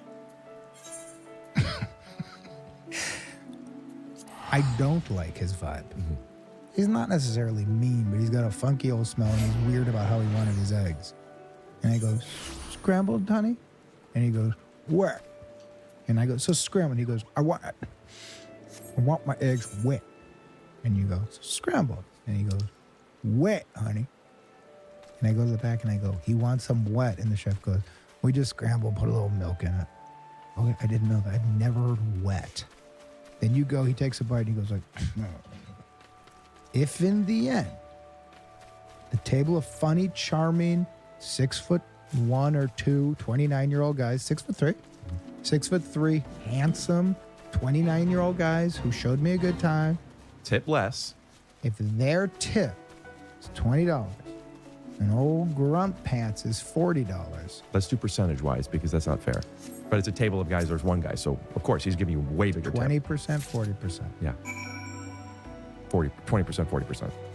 Old guy is a higher percentage. Old guy's here. Oh, okay. I thought you said old guy was No, I didn't. If their tip is $20 and old grunt pants is $40, 20%, 40%. Okay. Old guy, 40. Young guy's 20. I'm Sam. Go back to Lance at the end of the night, and he goes, "I have the craziest question for you of all time." And I go, "My mother's outside. I have to go. And no, I don't want to go on a date with you." And he goes, "I'm happily married." And I go, "Whoa, the vibe changed. Then what are you asking? Because this is now serious." You talking to the old guy right now? No, I'm talking to Lance, who's my manager, in the back. He was the guy before saying, "You having a good time?" Okay. But he didn't talk to me this way. So I'm going to take his question seriously. And he says, "Which table did you prefer in a holistic sense? Which table did you like being their waitress for more and why?" And I think. And I go, I had him laugh. So it was fun over here, which was fun. Those guys were really funny. I almost like cry laughed at one point. Somebody said something about like the whipped cream and the way they were messing with each other was really funny. And they were nice. They didn't tease me. They teased each other. Cool. But they didn't tease me. And they were joke flirting, but they were the guy who was actually flirting, they were teasing him. Right. So I felt safe. Yeah. I liked them. And I might check out their websites. But I'm going to choose the old guy because he gave me more money. Yeah. And what I think you're saying to me, You're missing it all, but go ahead. is in order for you to maintain an erection, you want her laughing and all this stuff. No. It's not about that. It's not about what she's giving me. It's about what she wants and am I giving it to her? And it's about what I want and is she giving it to me? Can I ask you a question? Yes. And then, can I finish? Is what she'll say to me. She won't, because I won't. But I'll say, of course you can finish, because that's what this is. I just hope you do it fast and put a condom on, because it's disgusting. Also, eat a pineapple. Or In this something to change example, the taste. if they Yuck. both paid the same amount, then you're looking for those little things that aren't as important. And you know what that thing is? Who was faster? You want to know what a good client is for a prostitute? Premature ejaculation. Maybe, but if you're paying She by goes, oh, Rick Glassman's great. Why? He came in his pants as I was Buddy, walking up the stairs. You're missing so many things, man. An Uber driver wants to get you there the fastest, but a longer ride pays more. Are we paying by the hour or by the act? There's so many things. I'm saying everything else fixed. If it's the same amount of time, if it's the same amount of money, I am above the average good looking and way above the average of funny, and even more so above the average of them feeling safe with me. That's all I'm saying. Now, I'm giving them what they want. Their rate, doing it as fast as it needs to be, and them feeling safe. Is she giving me what I want? And that's where I don't know yet, but I'm thinking if I wanted to, if I was just horned up and this girl was a smoke show and I'm like, I got $3,000 cash and I'm not allowed to spend it on anything because I'm gonna get in trouble with the IRS. Hold on, Rick. I got to take this really fast. Do you mind? Are you okay? Yeah. Sorry. Excuse me. Hey, Vic. I'm not feeling safe. He's going on a rant. He's freaking out. And I don't want to be here. Sorry. Come this up. Claim to be safe and great. Be dangerous. Can I say something? And then we can wrap this up real quick. I'm noticing that we were living in two different realities just now. Yeah. And I'm glad even though late came to it, I'd like to stop. I'm soft now. I realize this is not something that you want to be Do I doing. get paid the full amount? Absolutely. What a great job. Great. We can wrap it up. You want to plug Ding again, and then we could call it? Yeah, Dink, April 24th on Apple. We're here to help wherever you get your podcast. It's on Hulu a couple days early. This is this is definitely one of the shortest podcasts I've ever done. And I don't want to do it anymore if you don't want to keep going. Do you want to call it? Yeah.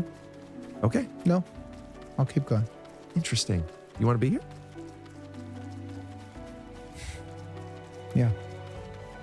So you said earlier you didn't come here to promote the movie. You came here because it's like an excuse to be social. Right. Sounds like you're on a good block. And that's all I'm saying. But I'll tell you what. Tell you what? If I had to take off my clothes and be penetrated by you. Which is a metaphor for doing bits. Agreed. But here's the difference. I'm not being paid for this. If anything, I'm paying you. Correct me if I'm wrong. You said indirectly, the more people watch the movie, the better opportunity you get to get as paid. a podcast host, which we are. I know it. And I understand the game differently. When somebody comes onto my show, they tuition, baby. They what? Tuition. They tuition? They tuition. Intuition. Tuition. Tuition, I don't know. Paying my kids tuition, baby. When they come on your podcast. We filling up downloads, brother. Right. And the way we get those ads is those downloads. Right. So the actual one is fine because we talking about a library, baby. I don't know what you're saying. And you can. Do you want to be here? As a prostitute, I don't feel safe with you. You are, by your definition, prostituting that ass. Those are your words. Those are your words. Well, you want to know why I want to be here? Why is that? I don't think we've promoted the Dink enough. Well, I'll tell you this much. You, for someone who doesn't want to take their clothes off, you sure made a point to say that you got some hot women tits. And I didn't ask once. Your eyes did. And at your age, at 29, you can't control your eyes because your testosterone's through the roof. Mom, I'm horny. I'm horny so much, dude. Not me. Quit bragging. I would say at this point of my life, 100% asexual. Wow. So you're hungrier than you are horny. Well, that's always been the case. Question for you. Let's say you're not hungry and you're not horny. Okay. There's a naked person in a bowl of spaghetti. Well, no. Give me the Parmesan. No. What was the question?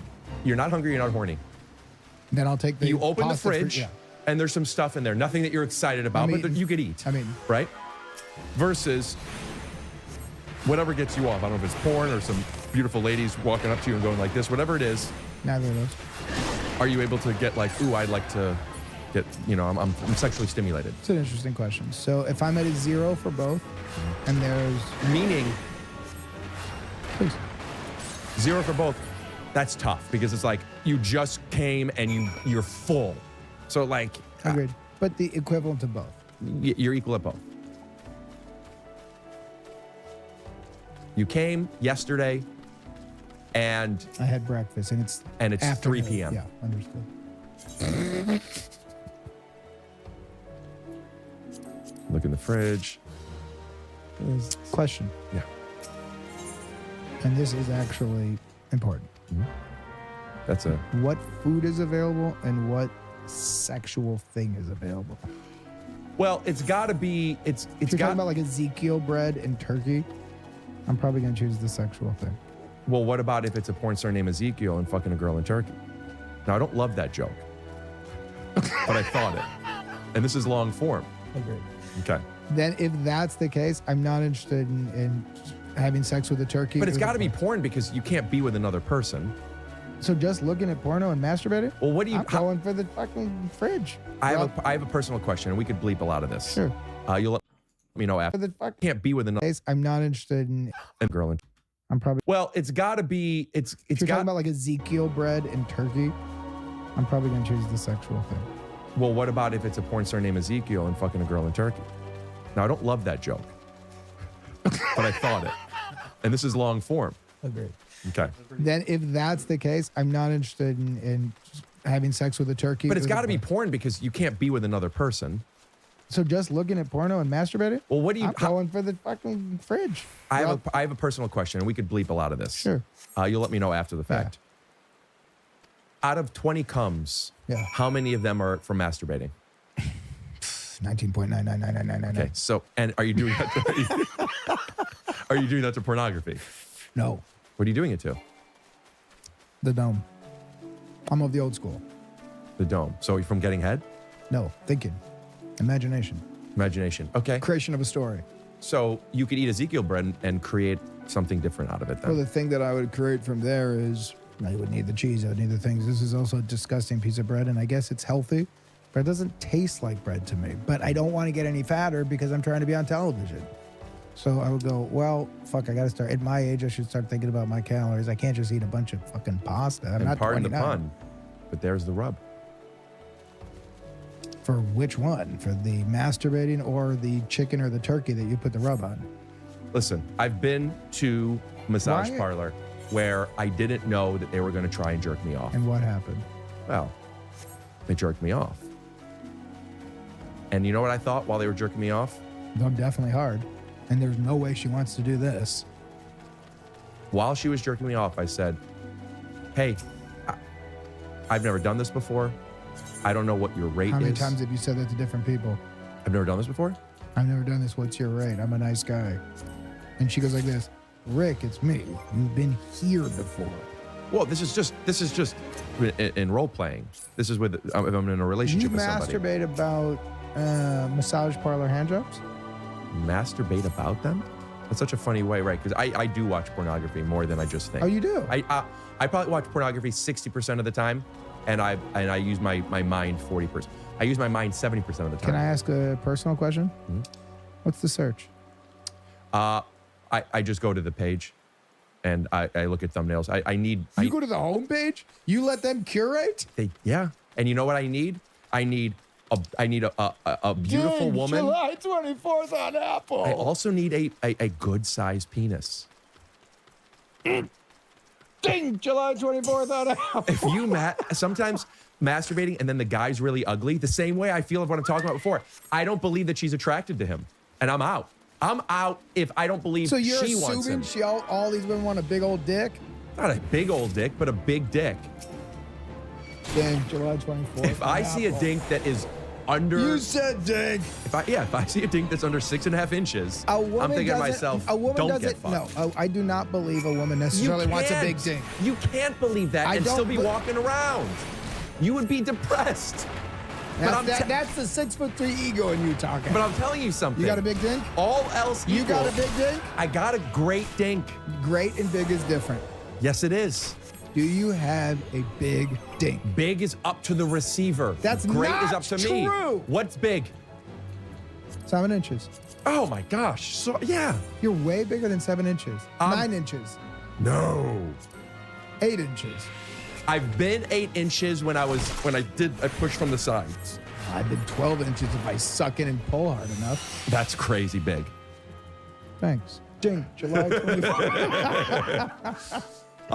I'm 8 inches the same way I'm 6'3". I'm technically not 6'3". Then but you I'm 8 inches. but like to say 6'2", it's like I'm like just under 6'3". I'm 12 inches the way I'm 6 feet tall.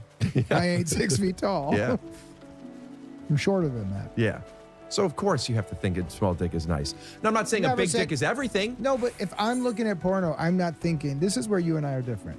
You're thinking they all love a big dick because you like a big dick. Yes. But that's not everyone. It's projection. I'm watching something. Rick, it's the story I'm creating. Going back to the criticism, which is not criticism, but what you had about the first Judgments. judgment about the dink. Which I never even got to. Please get to it. I'm truly curious. Are you? Yes. Because you keep interrupting. That's part of the thing here. I'm a hooker and I know you like it. So I want you to have a good experience so that you have a big old dick. Dink, July 24th, which is a couple weeks ago, by the way. Doesn't matter. It's streaming. Yeah. Continue. In the fantasy, you want to believe that the woman is really enjoying it. We were talking about if I had my father's approval in the movie played by Ed Harris, why would I be doing these things? In the fantasy of watching a pornography, I want to believe that the woman is really enjoying it. I don't know if she is. If she's a great performer, wonderful. She is playing to the physics of the universe that has been established, which is pizza guy, jerk off. Oh, yeah, because women, when they order a pizza, what they really want is, I'm so hungry. You know what I'd love? No, to suck your dick through the pizza You're box? watching the wrong porn. You're it's insane. a guy that orders a pizza, and the woman comes and is so turned on by the guy. How many women pizza delivery guys have you ever fucking met? With DoorDash? No, pizza delivery. But that DoorDashing pizza is how you get it now. You don't order from the pizza place. You order from DoorDash. I used to deliver pizzas out of a pickup truck. Yeah. Tell me you ordered a pickup truck without telling me you ordered. All right. So I prefer pornography. I read as a where a hot pizza woman delivery guy to you who just realized that she doesn't want to be in the relationship that she's in anymore, who calls it off on the phone, which is dark. But she does it, and she just wants a distraction the same way the girl from High Fidelity did when one of her parents died and she fucked John Cusack in the car. Jack Black. No, but he's in that movie. I know him. Okay. She needs a distraction. She's like, fuck That it, I'm other ordering little guy pizza. with the bald head who had a real moment for about 10 years. Then pizza delivery guy, yours Cut truly, to that guy. comes in. Cut to his IMDb. And cut to me delivering the pizza to some hot chicks. Somebody order a f***ing pizza? Yeah. Somebody order a f***ing pizza, you bunch of Pizza? No, we already ate. Oh, I'll leave this pizza fucker. Wasn't that nice? That's what I'm talking about. But how does that relate to the dink? Because in the dink, my judgments were, I don't believe if you wanted your father's approval, you would be making some of the jokes you made. That being said, we want to laugh. So there were moments that I was taken out, my judgment By the bits. of, this is funny, this is a sketch scene, but I don't believe In the reality of it. dynamic between what you want from your father and how you're going about it. I did believe it with her. Walk me through, because I'm curious, because I'm a guy who I really care about tone. I know. And so I like this note. I wish we could be in the edit bay discussing it. And here's why. Which moments? Okay, I could remember one right now, and there were Perfect. there That's were a but few. the one will be good. I don't remember exactly what it was, but it was you going in talking to your dad about something. Yes. In the first part. Yes, where with Patton Oswalt walking out. No, I Okay. liked that. Okay. I don't think it was that because I remember the kick and I'm like, this was fun. Yes. Those were bits that didn't cannibalize the reality. Okay. And for that, let it rain. Yes. There was something where it was a scene where then you left and you thought your dad said something. Do I love you? Did you say love you? Yeah. It wasn't that moment. It was that scene. There were some bits that were happening. What the fuck? I only remember the bits walking out. Okay. But something in there you said tonally they're pushing. No, it wasn't that deep. It was that. Here's what it was. Yeah. Because That's not real. as an actor, I never want to push. It wasn't performance note. It was a tone note. Well, the actor's job is to also control the tone. No, because you try to be as funny as you can. You make your choices, and then in editing, you're like, does this cannibalize the relationship? Here's how I disagree. I think it is and this is why I'm a big boundaries guy. Mm-hmm. Sometimes a director will give you direction, and if you follow it and you disagree with it, that's on you. You fucked up the tone yourself. Say that differently. I think it's an actor's job. Not all actors feel this way, but I think some actors want to just be fully directed. If the director goes, give me all the options and I'll find it in post. So give me bigger, smaller, Now try this. Right. And some actors love the game of I can give you everything. I feel when I go as an actor, I've discussed the tone with the director, the writer. We have a game plan. If you're trying to get me outside of the tone of the game plan for maybe, I'm not interested in doing that dance with you because I don't want my performance to fuck the tone up. Right. It's similar to like if you're doing pictures for a poster, you don't want to give them options that you don't want to use. Exactly right. So there is gray area with that where it is, sure, but are you giving trust to the director? Agreed. And you have have they to- earned that? And Josh Greenbaum, the director of this, has earned that. Great. So at that point, maybe you think it's not in tone.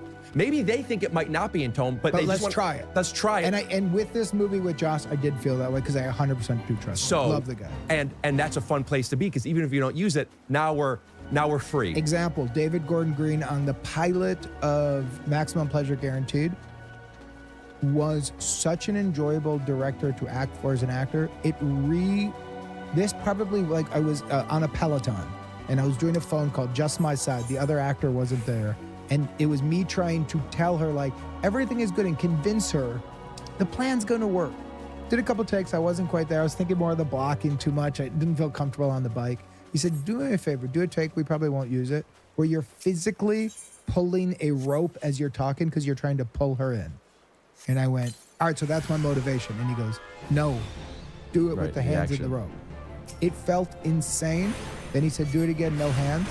I use a totally different performance. Cool. We've got a scene where I'm yelling at Tatiana at the end of the thing in the car. She's yelling back. I said to Tatiana beforehand, interrupt me as much as you want. I know my lines, you're not going to throw me. Throw anything, we can see both just go fucking nuts. We do a take, it's back and forth, it's really fun. It was so joyful for me. I was like, ooh, great. We do the next take. She doesn't say any of her lines. A few lines in, I get She does nothing or she changes everything? zero. She Okay. does not talk. By direction. I don't know. No one told me. It throws me off in a very real way that I pause and I'm kind of looking at her. Then she's giving me a straight up dirty look. And I was like, she trying to fuck with me? What is she doing? Then I know my lines. So after I say something, there's a pause. I wait. I'm like, she's not giving me fucking anything. I started hating her. I started hating that she's not giving me anything. It ended and she went, sorry, David told me not to say anything. That was an amazing direction that was above my pay grade of in that moment, registering it, because I was thinking about, do I know all these lines? There's a lot of people here. It's my first day on set. Yeah. I was like, great directing. Fully trusted. I love that. I loved it. There are some, much lower stakes, but there are things that I do on this podcast. My intention is never to fuck with somebody. Agreed. But sometimes I can't give them the information and get the performance I want. It's manipulative for better and for worse. Yeah. But there are times where I'll say something and then after a certain amount of time, I might say, cut, hey, I just want to let you know about something, blah, blah, blah, blah, The blah. 41 thing. I don't know what you're talking about. But I will say this. The idea of tone, it's not just important, it's king. Same. 100%. Okay. There are things where sometimes you watch a movie and it's like, this performance is so odd. I could actually think of one, and I don't like to speak poorly about a movie, and I'm not publicly, and I'm not even speaking poorly about this movie. It's just something I remember. When they made the Baywatch, that remake movie, with Alexander Daddario and The Rock and Zac Efron. There was something that Rob Hubel, I don't even remember what it was, but he was in it. He's so funny. Yeah. It was so different in tone that it was weird. If that was what the movie was, or there was some understanding of why this character is that, I'm in. Whatever, I don't remember enough about it. I just remember that was kind of earlier in my understanding of, wait, this is really funny, but that's not what this is. When is it worth it? I just remember that moment, right? Yes. So the conversation with in a movie, the director sets the tone. The actor is either able to do it or they're not. That's why you audition or whatever it might be, or they know what people are capable of. Now you're on the set and you're doing a thing. It might not necessarily be on tone, but it doesn't get in the way of anything. Maybe we use it, maybe we don't. Some things, this character would never do this. Even though it's really funny, it fucks up other things, right? Some things are more of a gray area. And there were some moments that you were making jokes, and this isn't even bad. It might be their favorite part of the movie, but my judgment was, I don't believe it. That tone took you out of the reality. There were a couple of things that were specific to you and your dad, and jokes that your dad made. I don't remember what they were, where I was just like, the tension that is of son wanting the father's approval that was set up, and that was an important part of the A story of the movie. I judged these jokes made it less tense for me, right? And they were funny. Were they worth it? My judgment was no. That in what felt like a formula that I'm like, I know what this is. Not that that's a bad thing. I didn't feel challenged in it. And then as the movie went on, those jokes continued, but in a world where there was a foundation that I believed it. And this is, I don't know how corny this is or how rude this is, but and that relationship with you and her changed my opinion of the movie entirely. And the jokes didn't get in the way. When something happened after the rodeo or whatever it is, and that moment that you said it's 3 minutes of I want to be funny, but when are we going to be funny, blah, blah. You got to play the game, which is, I'm vulnerable. I am not going to admit my vulnerability, but I'm going to play it to where everyone knows what it is. Exactly right. Which is such a fun place to live, by the way. I totally agree. You had, not that Cheryl or whatever the girl's name is. All those jokes that are jokes. Yes, agreed. Straight up jokes. I totally agree. Not only did they not get in the way of the believability, they were character jokes as opposed to punchlines that are funny.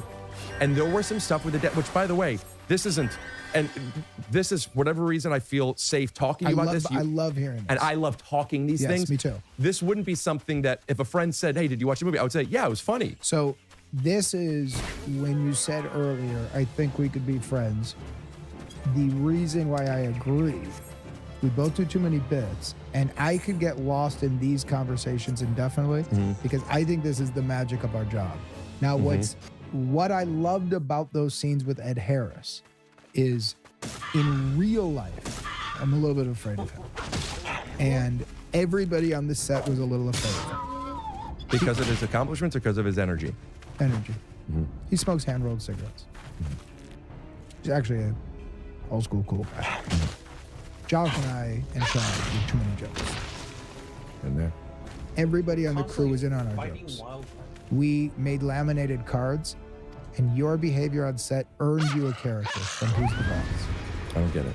You ever seen the show Who's the Boss? Probably. I know the show. Do you know the characters well? No. So it wouldn't work for you. Okay. But me and the AC knew the characters well. And in the show, there's Tony Danza, who's a nanny for a rich woman named Angela. He thinks he's the boss. Angela's the actual boss. She runs the house. It was important for that time, like the Mary Tyler Moore was. It was a big thing. But Tony runs the house. He's the boss. He's a fucking a day. He's not the boss, right? But he's running. He looks like he's the fucking boss. Angela's mother, Mona. She's probably 65 years old. She's doing the dye where her hair is orange. She's the sex symbol. all she adds, sexy joke. She walks in the scene. They go, Mona, what were you doing? I was on a date last night. How was it? I didn't get any sleep last night. It's sexy. Then there was Alyssa Milano, a kid, who was good. But none of us remembered her name. So she was there, made an impression, but we don't even know the impression she really made. Then there was the little boy named Danny. It's terrible. How badly I feel about Rob Huebel. I wasn't really Huebel. I think he's hysterical. I do too.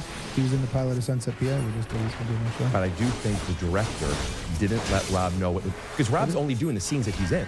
So Rob's doing it. He's getting laughs. People are like, he's probably like, these are so funny. So let's do it.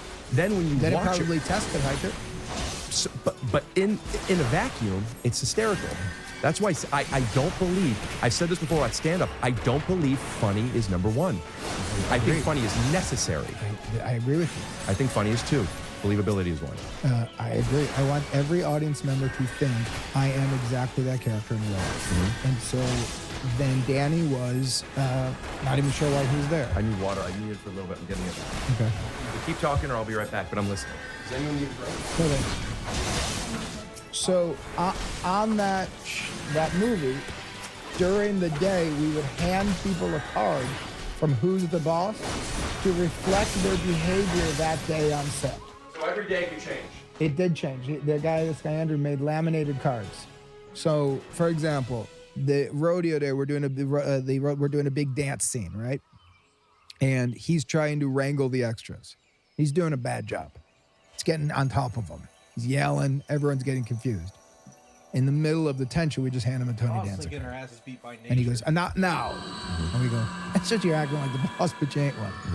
Every once in a while, the boom guy or somebody would do something, and you would go, the boom mic is in the way. It's not quite working. But then you would go, not the way you're fucking doing it, Mona. You're sexy as fuck. You're just doing great. Then somebody would come in and you'd go, wait, this is the wrong shirt for wardrobe. We got to stop, reset. You just got the Danny card. We don't even know why you're here today. Doesn't matter what shirt we're wearing. In your head. No, you're doing such a bad job in wardrobe that you brought the wrong shirt. Because you missed it too late. You're a Danny. Got it. Passing those around. The only time we didn't really play was when Ed Harris was on set. Because it was scary. I would never give him the Mona card. You wouldn't even give him a card.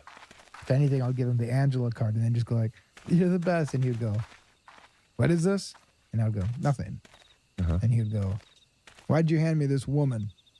And I'd go, because that's you. And I'm Tony Danza, but you're the actual boss. And he would go, what is he saying? It was that vibe. The whole time? No. Friendly, nice, great guy. But that's what I feared the vibe was. So in those scenes, part of the comedy for us, for Josh, for myself, and for Sean, was we're all a little bit afraid of Ed Harris's character, Chuck. So what can we do with Dust? So when we would walk in those scenes, when we would walk down and sit, he's such a real actor that he was not playing he's in a comedy. So he would just be staring at me in a two-shot. And my natural instincts would not be to go like, stab him until you shoot. He would go like, I'd be like, looking at each other. And then he, in the moment, Ed would go, huh? And I would go, say it again.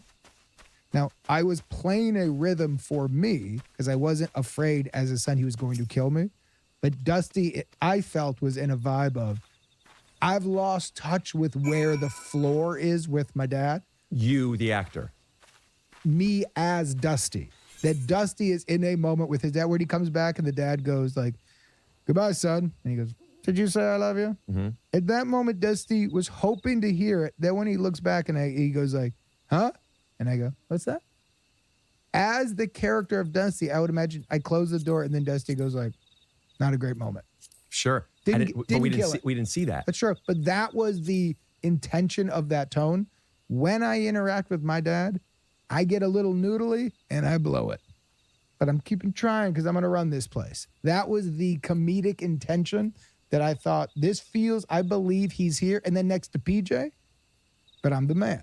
PJ, the The sidekick. Yeah. Spitz. So my game with you is trust me. Da, da, da. Dad comes, I'm in that vote, and I have to go like, you're not wrong. Dad leaves, write that down. Yeah. And I was like, okay, so now I think I can get away with some jokes with Dad. Because now we can push a little. But for you, it was pushed too hard. And I find that interesting. Yeah, maybe. I don't know if push too hard is the best way of saying it, but some version of that. I think it was, hey man, you're not the stupidest guy in the world. Yeah. And if you were, it's a different movie entirely. Yeah, totally. You want something. And when you want something bad enough, you'll leave to avoid not feeling the other thing. Yes. Spoiler alert, bleep me saying leave, and that too. Fine, it's early enough. Leave it in. It's a reveal of the intention at the end, though. He's right. So just bleep the two versions I said it. You'll go for what you're after. You will question if you want this woman who's 3 decades older than you. You're asking questions. You're trying to figure stuff out. So, and this wasn't even all conscious thoughts. As we're discussing it, I'm realizing what it was. But what was conscious was, I don't believe this dynamic. Right. Because then Ed was making some jokes too. Totally. Which, by the way, funny, great. Yes. But your relationship, I felt it cannibalized that. And to me, in a formulaic movie where I knew what your relationship was with him, and I'm being political maybe, but when I say formulaic, I don't mean that in a I don't take it as one. It's a 3-act structured sports movie. As it's supposed to be. Yes. But what for one of the benefits of something like that is we know what we're getting into right away. Yes. So I knew immediately what this relationship with you and your dad's supposed to be. It was defined that way, the way it was written. However, where's the tension? Yeah. You know, and I didn't feel that, and I was judging it. I was judging it, and I still thought you guys were being funny.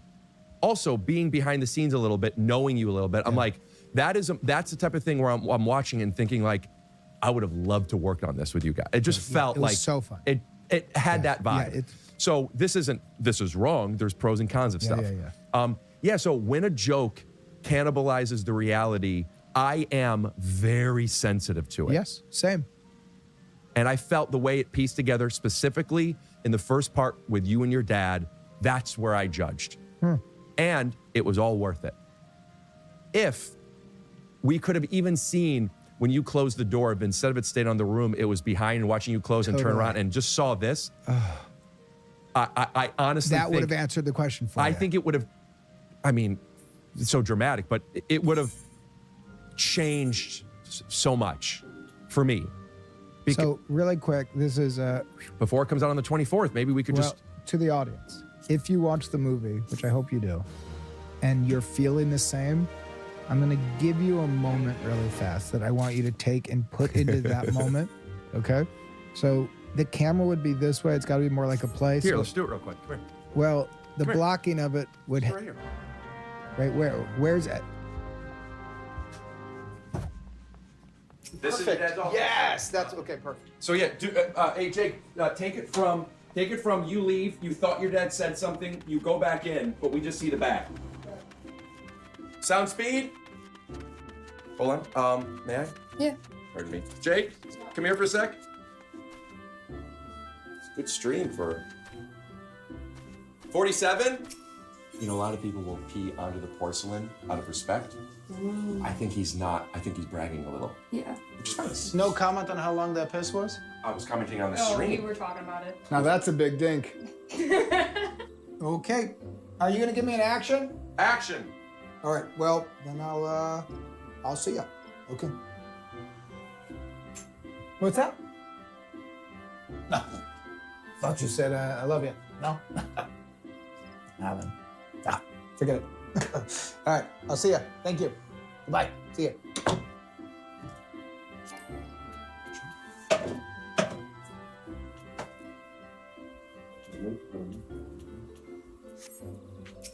Yeah. Thoughts? I think, yeah. I think that you were doing it for the joke and not really. Straight again? I don't think you really felt it. Also, just for blocking, why don't you let this be the exit? Okay. Also, just for practice, do you mind moving that shit so it doesn't fall on the camera? Because it's on camera. Absolutely.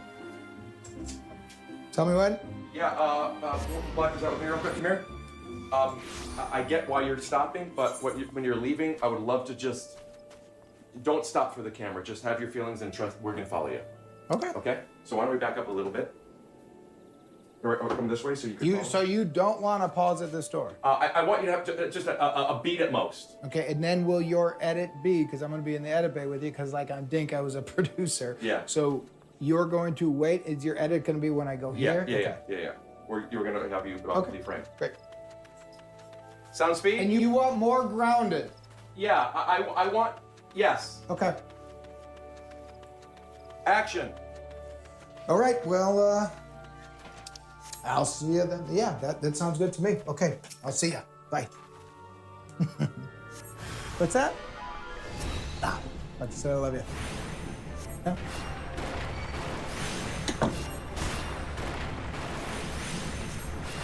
Got it, mark it. You happy with that? Okay. Yeah. Do you like the movement of that video? Yes. Great. I'm happy with it. You know what I think a lot of people forget about movies? Sorry, this dog moved into my seat. I think What a power play. I think what we forget about movies is we think we're telling a story, right? Because that's what radio was. That's what books are. Right.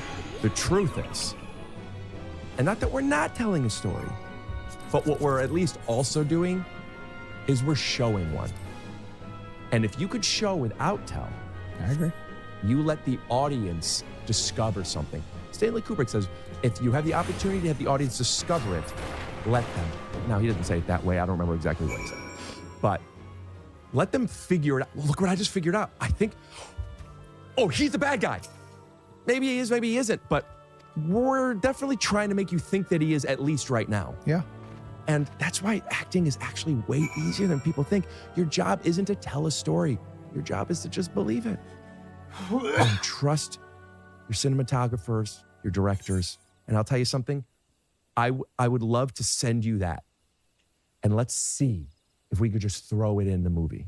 Well, I know for a fact we can't. Is that not how this works? Well, that will be impossible. I like the moment, and I don't think it's wrong, but I know we can't get it in the movie. Why? The movie is done. It's also not the same format. It would be a whole thing. We'd have to color correct. We'd have to do a whole lot of stuff to it. Do you think color correcting versus just it's you're in some random person's apartment all of a sudden? I don't look similar. I haven't. It's like it would be a whole lot of stuff. Okay. There'd be a lot of. It wouldn't make sense. Like the background. Like it wouldn't work. Will you give the microphone to Miranda now? Was that this? Oh. I think with your permission now, you have a piece of magnet that's under your shirt that's about to fall out. Just fell on the ground. With your permission, based on having this conversation with you this past half hour, I would love, no obligations, of course, to use you as a, I have one main, a couple of side sounding boards for, now I'm not making the big cool stuff that you're doing, but I do it in my little world. Yeah. And there are times where I'm like, I know what I'm wanting and I'm not able to get it, or I don't know what I want to get, what I want to get, whatever it might be. If you're ever free, I would love to be able to come to you with a text, a little video thing. I won't take too much of your time. This is what you said to me, what I was talking about earlier, which I already knew about you. You have a mind that is very intentional, and I could disagree with you, but I know that you're getting there for a reason. Yeah. And I feel high right now having this conversation with you. Also, this idea of, oh, you're always joking all the time, as if jokes are mutually exclusive from sincerity. Agreed. I'm constantly lost in the sauce.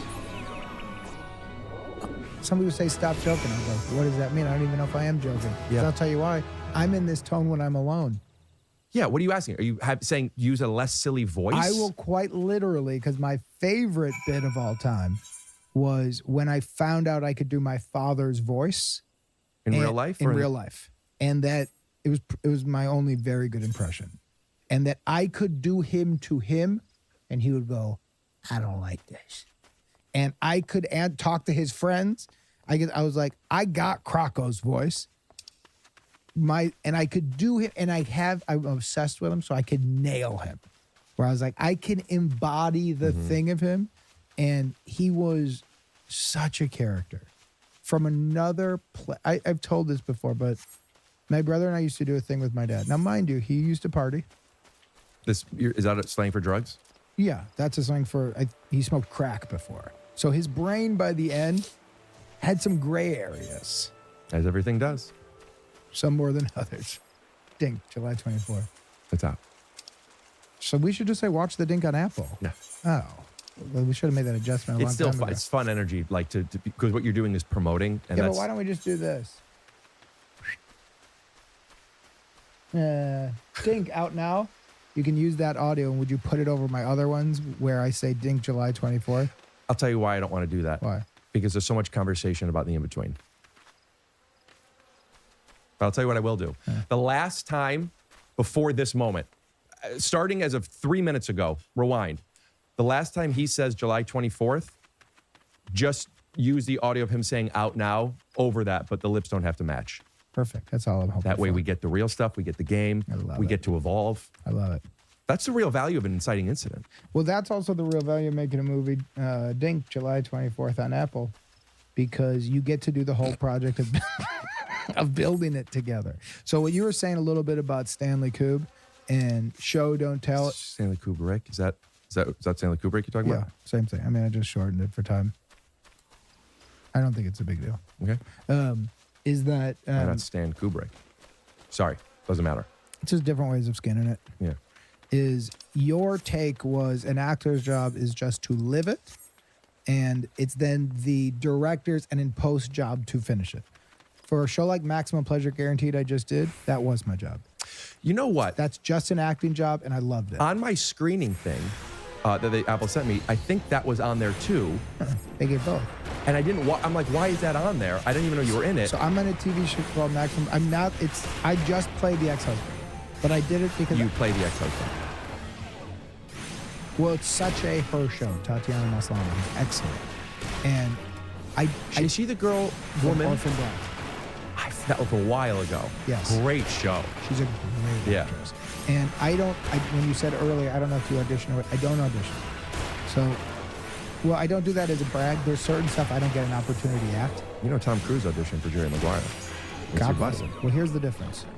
Doesn't really contact me anymore, unfortunately. He used to contact you? There was somebody who would text that he. Do you would still go get the through. cake? Yeah. When is it? Is that for the holiday? Christmas. I don't get a cake. I get a gingerbread house because we have a dairy issue. He made a switch. But that's not what this is about. Kinda. What I loved about Maximum Pleasure Guaranteed is I don't get to do jobs where I get to just be an actor. And I get to just believe in the reality of I'm going to... Meaning you divorce. had more hats, usually. Meaning for the Dink, Sean and I put that movie together. Most of the things I do, I'm involved in a lot of different areas. I'm editing a movie or producing a movie we're in edit on right now. And we all watched it last night. I gave my notes, and I can give notes on my character that are insulting to the performance and the look, and I don't feel like it's me. Where I literally could go like this. We need to do a vanity edit on George, because that dude's looking 5'5", 300 pounds. And it feels like I'm being mean. Vanity edit because that's not what he's supposed to be, or because you don't like the way you look? No, because it'll be like a beautiful two-shot. But I'm like, okay, this low-angle two-shot is not giving us the romantic moment we need. Put those cameras higher. And I can say that about somebody else, but I can also say it about me. Yeah. And I'll go like, this sequence doesn't work and George is not coming across as funny. This is not right. Yeah. Mostly I'm doing a lot of that, and I'm putting on different intensity hats for each thing, and it's fine. So when I think of acting, a lot of times I think, well, it's all part of the same job. So it's not just showing up and believing, it's you're creating the tone in real time together. And you'll do takes, and Josh and I will, and Sean would like go, you know, it could be funny here. And then we'll look and go, do we want funny or where do we want it? And I love when you said you're high, I get really high in those moments because then in it, and I also get really high if you're in a scene and it's not fully working, but it's very close. And then somebody throws something into the mix and goes, actually, let's try this. Can you say this here? And when that happens, the whole thing changes emotionally. And you go like, oh, we just found what this scene is. Being part of that solution is so joyful. When people ask me, and I've said this on my pod, like what I like more stand-up or acting, I say acting, and the reason isn't because of acting. The reason is because I love collaborating so much that agree. it feels like basketball to me. Yes. It's a team. I don't need to score. If you score, Same. we win. We win. And that's not even me being Humble. enlightened. It's just the logic of the sport. It's what keeps my dick hard during sex. And the reality is, if my dink won't stay hard, then I'm not into it. When my dink stays hard is truthfully in a collaboration. I don't give a fuck who scores, but we are winning. When I came up, the idea of stand-up, which has now erupted in the podcast era, never got my dink hard. And the reason, but I'll tell you what did, improv. Because the idea of working on this thing, going to a club alone, standing up in front of strangers and performing, I'm not into that. The idea of us together backstage going like, this is a scary audience. And everyone's going like, I truthfully don't want to perform. The audience doesn't look nice. We're in this together. And then once you start, it's not working.